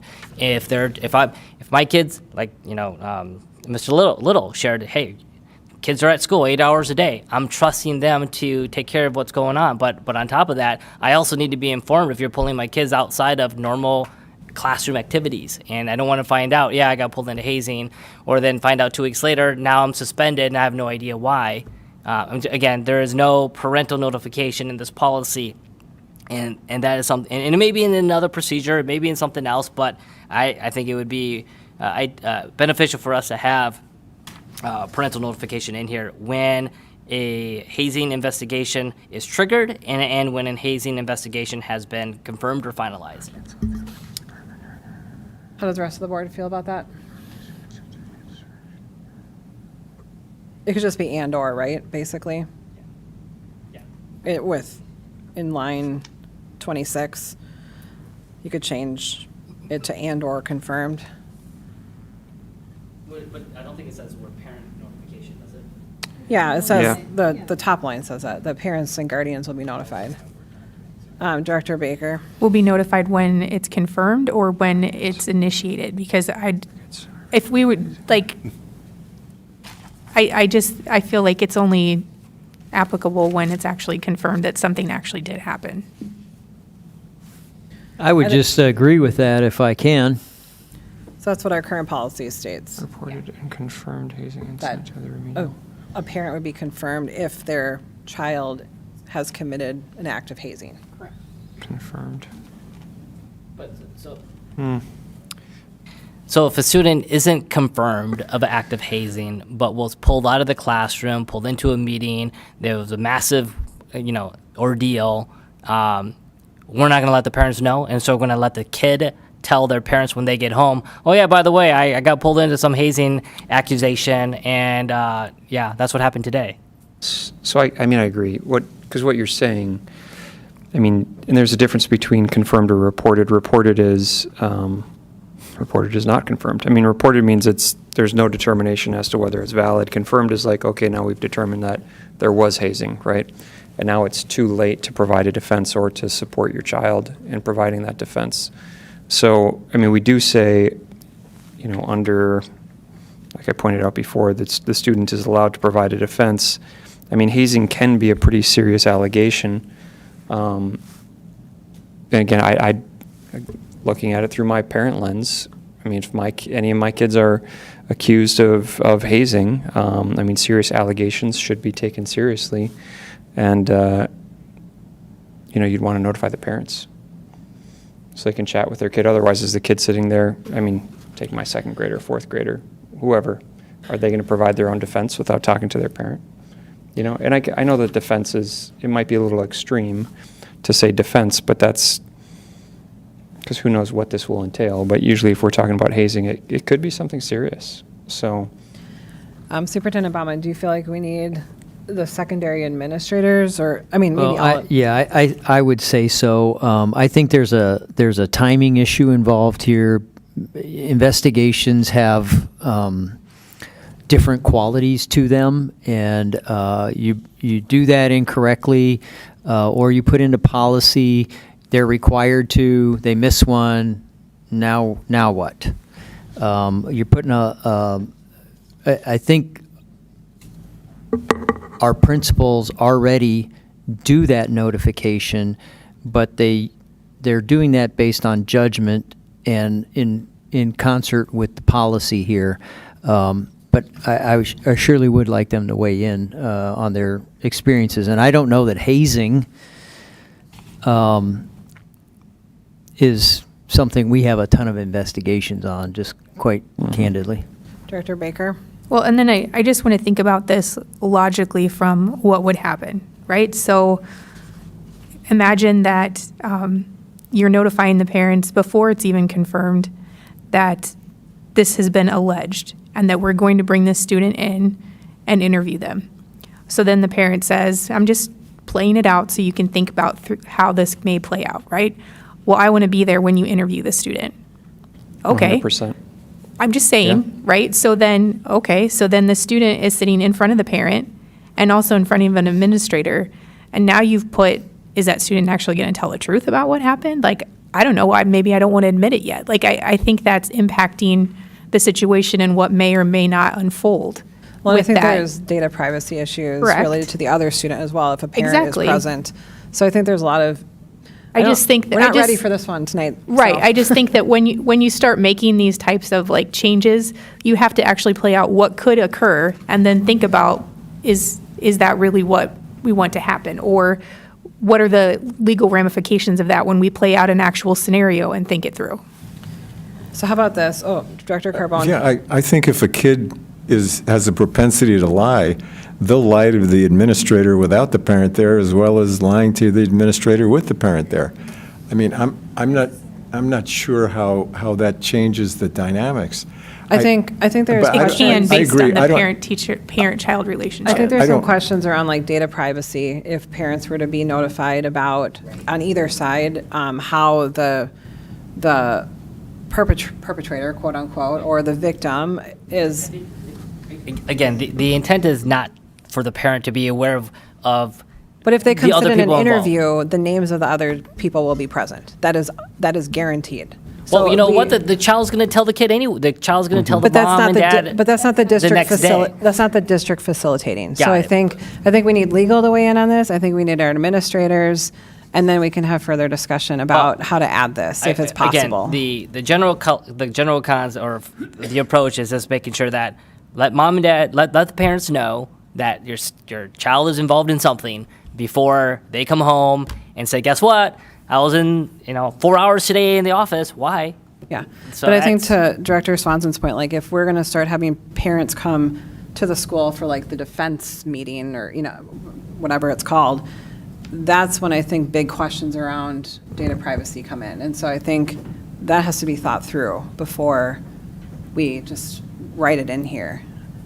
Yeah, I mean, Director Anderson. I just want us all to think about how often we're getting email complaints about parents not feeling like they were involved in a complaint about their child, or a concern about their child. Like, it's just not, I feel like the administrators are doing the job of notifying parents, and it may be within that school day or after school hours when they have time to do that because they have a million things going on. So I feel like we're not getting, are we reacting to this policy in a way that would actually create further barriers for our administrators when we don't have proof of a problem? Like, are we creating a problem here? What problem are we trying to solve? So if you threw a French fry in lunchroom and then you get pulled into the principal's office and then you get a call in the afternoon after the event, yes, that's like it's a French fry, right? Which is a real life example that happened in 10th grade for me. But hazing is not throwing a French fry. So you're accusing someone of something very serious. And if it wasn't hazing, and if it was something other than this, and it was more serious, what are we like? That's how I view it as. Is like, all right. Director Swanson. Just one practical example where this could come up and be a concern. I mean, you think about hazing, you think about sports. A kid brings a bunch of alcohol, right? And says you've got to drink, these 2 liters of vodka in order to make it onto the team or whatever, be part of the team. He drinks it and dies.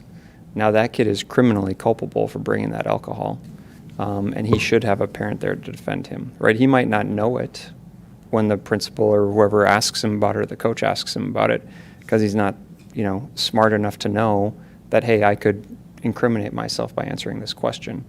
So, and again, that might be extreme, but you only need it to happen once or twice, to really mess a kid up. And again, there will be consequences, but, there are also rights, even if you're a minor. So I think it seems like it'd be great to have majority consensus on policies like this. So we can take this back and get legal and administrative review of it. I will say that, MSBA legal team has, authorized this version. And so it is, buttoned up in that respect. But if we want to add parental notification, how that could be handled given the other laws and statutes that we have to comply with, we can ask. So, and we can bring it back for a second reading once we have that done. Okay? Do we have general consensus on that? Unless there's a motion to approve. I make a motion to approve it as is. Okay, there's a motion on the table to approve policy 526 as presented in the board packet. Is that, okay? Is there a second? Okay, I will second. Oh, okay, second by Director Anderson. Any further discussion?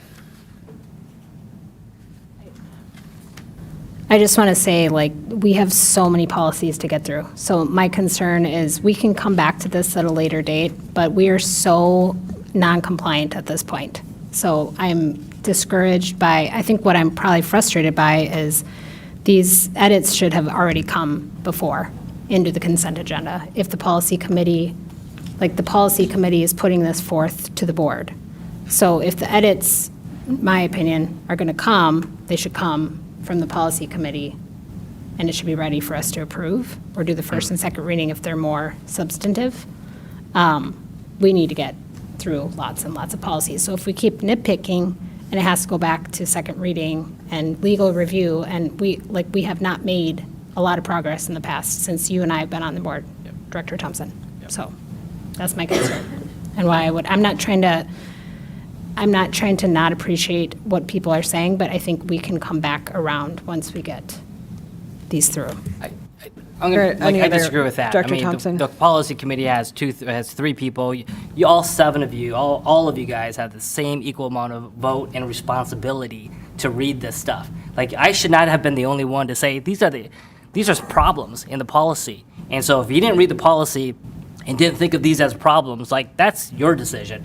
But you can't rely on a policy committee of three people to say, all right, here it is, let's blanket state approve it and go. So that's not. But Director Thompson, to push back on that a little bit, I think it's unfair to say that people didn't read the policy. I think we need to come to this table assuming that people have done the work. And the only people asking for edits to the policy are the people on the policy committee. So no one else on the table felt like, so that's just, I think our process is broken if that's our strategy. And so we can evaluate.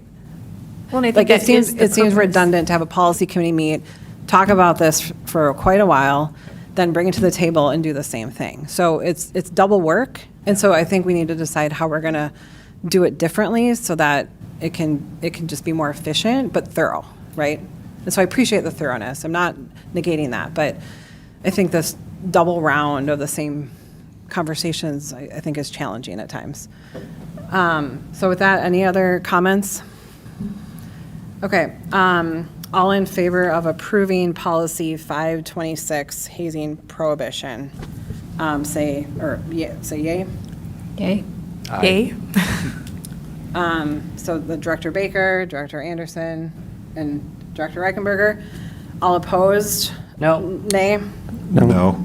Director Swanson, Director Cameron, Director Thompson, and Director Carbone. With that, I would like to make a motion to postpone this to a later time to get clarification on adding parental notification into the policy. Is there a second for that? I'll second. Second by Swanson. All in favor? Aye. Aye. Any opposed? No. Okay, motion passes 5-2, 5-2, with Baker and Anderson opposed. So we will bring this back for a second reading. All right, we're at the end of our agenda. Can I get a motion to adjourn? Motion to adjourn? First by Carbone, is there a second?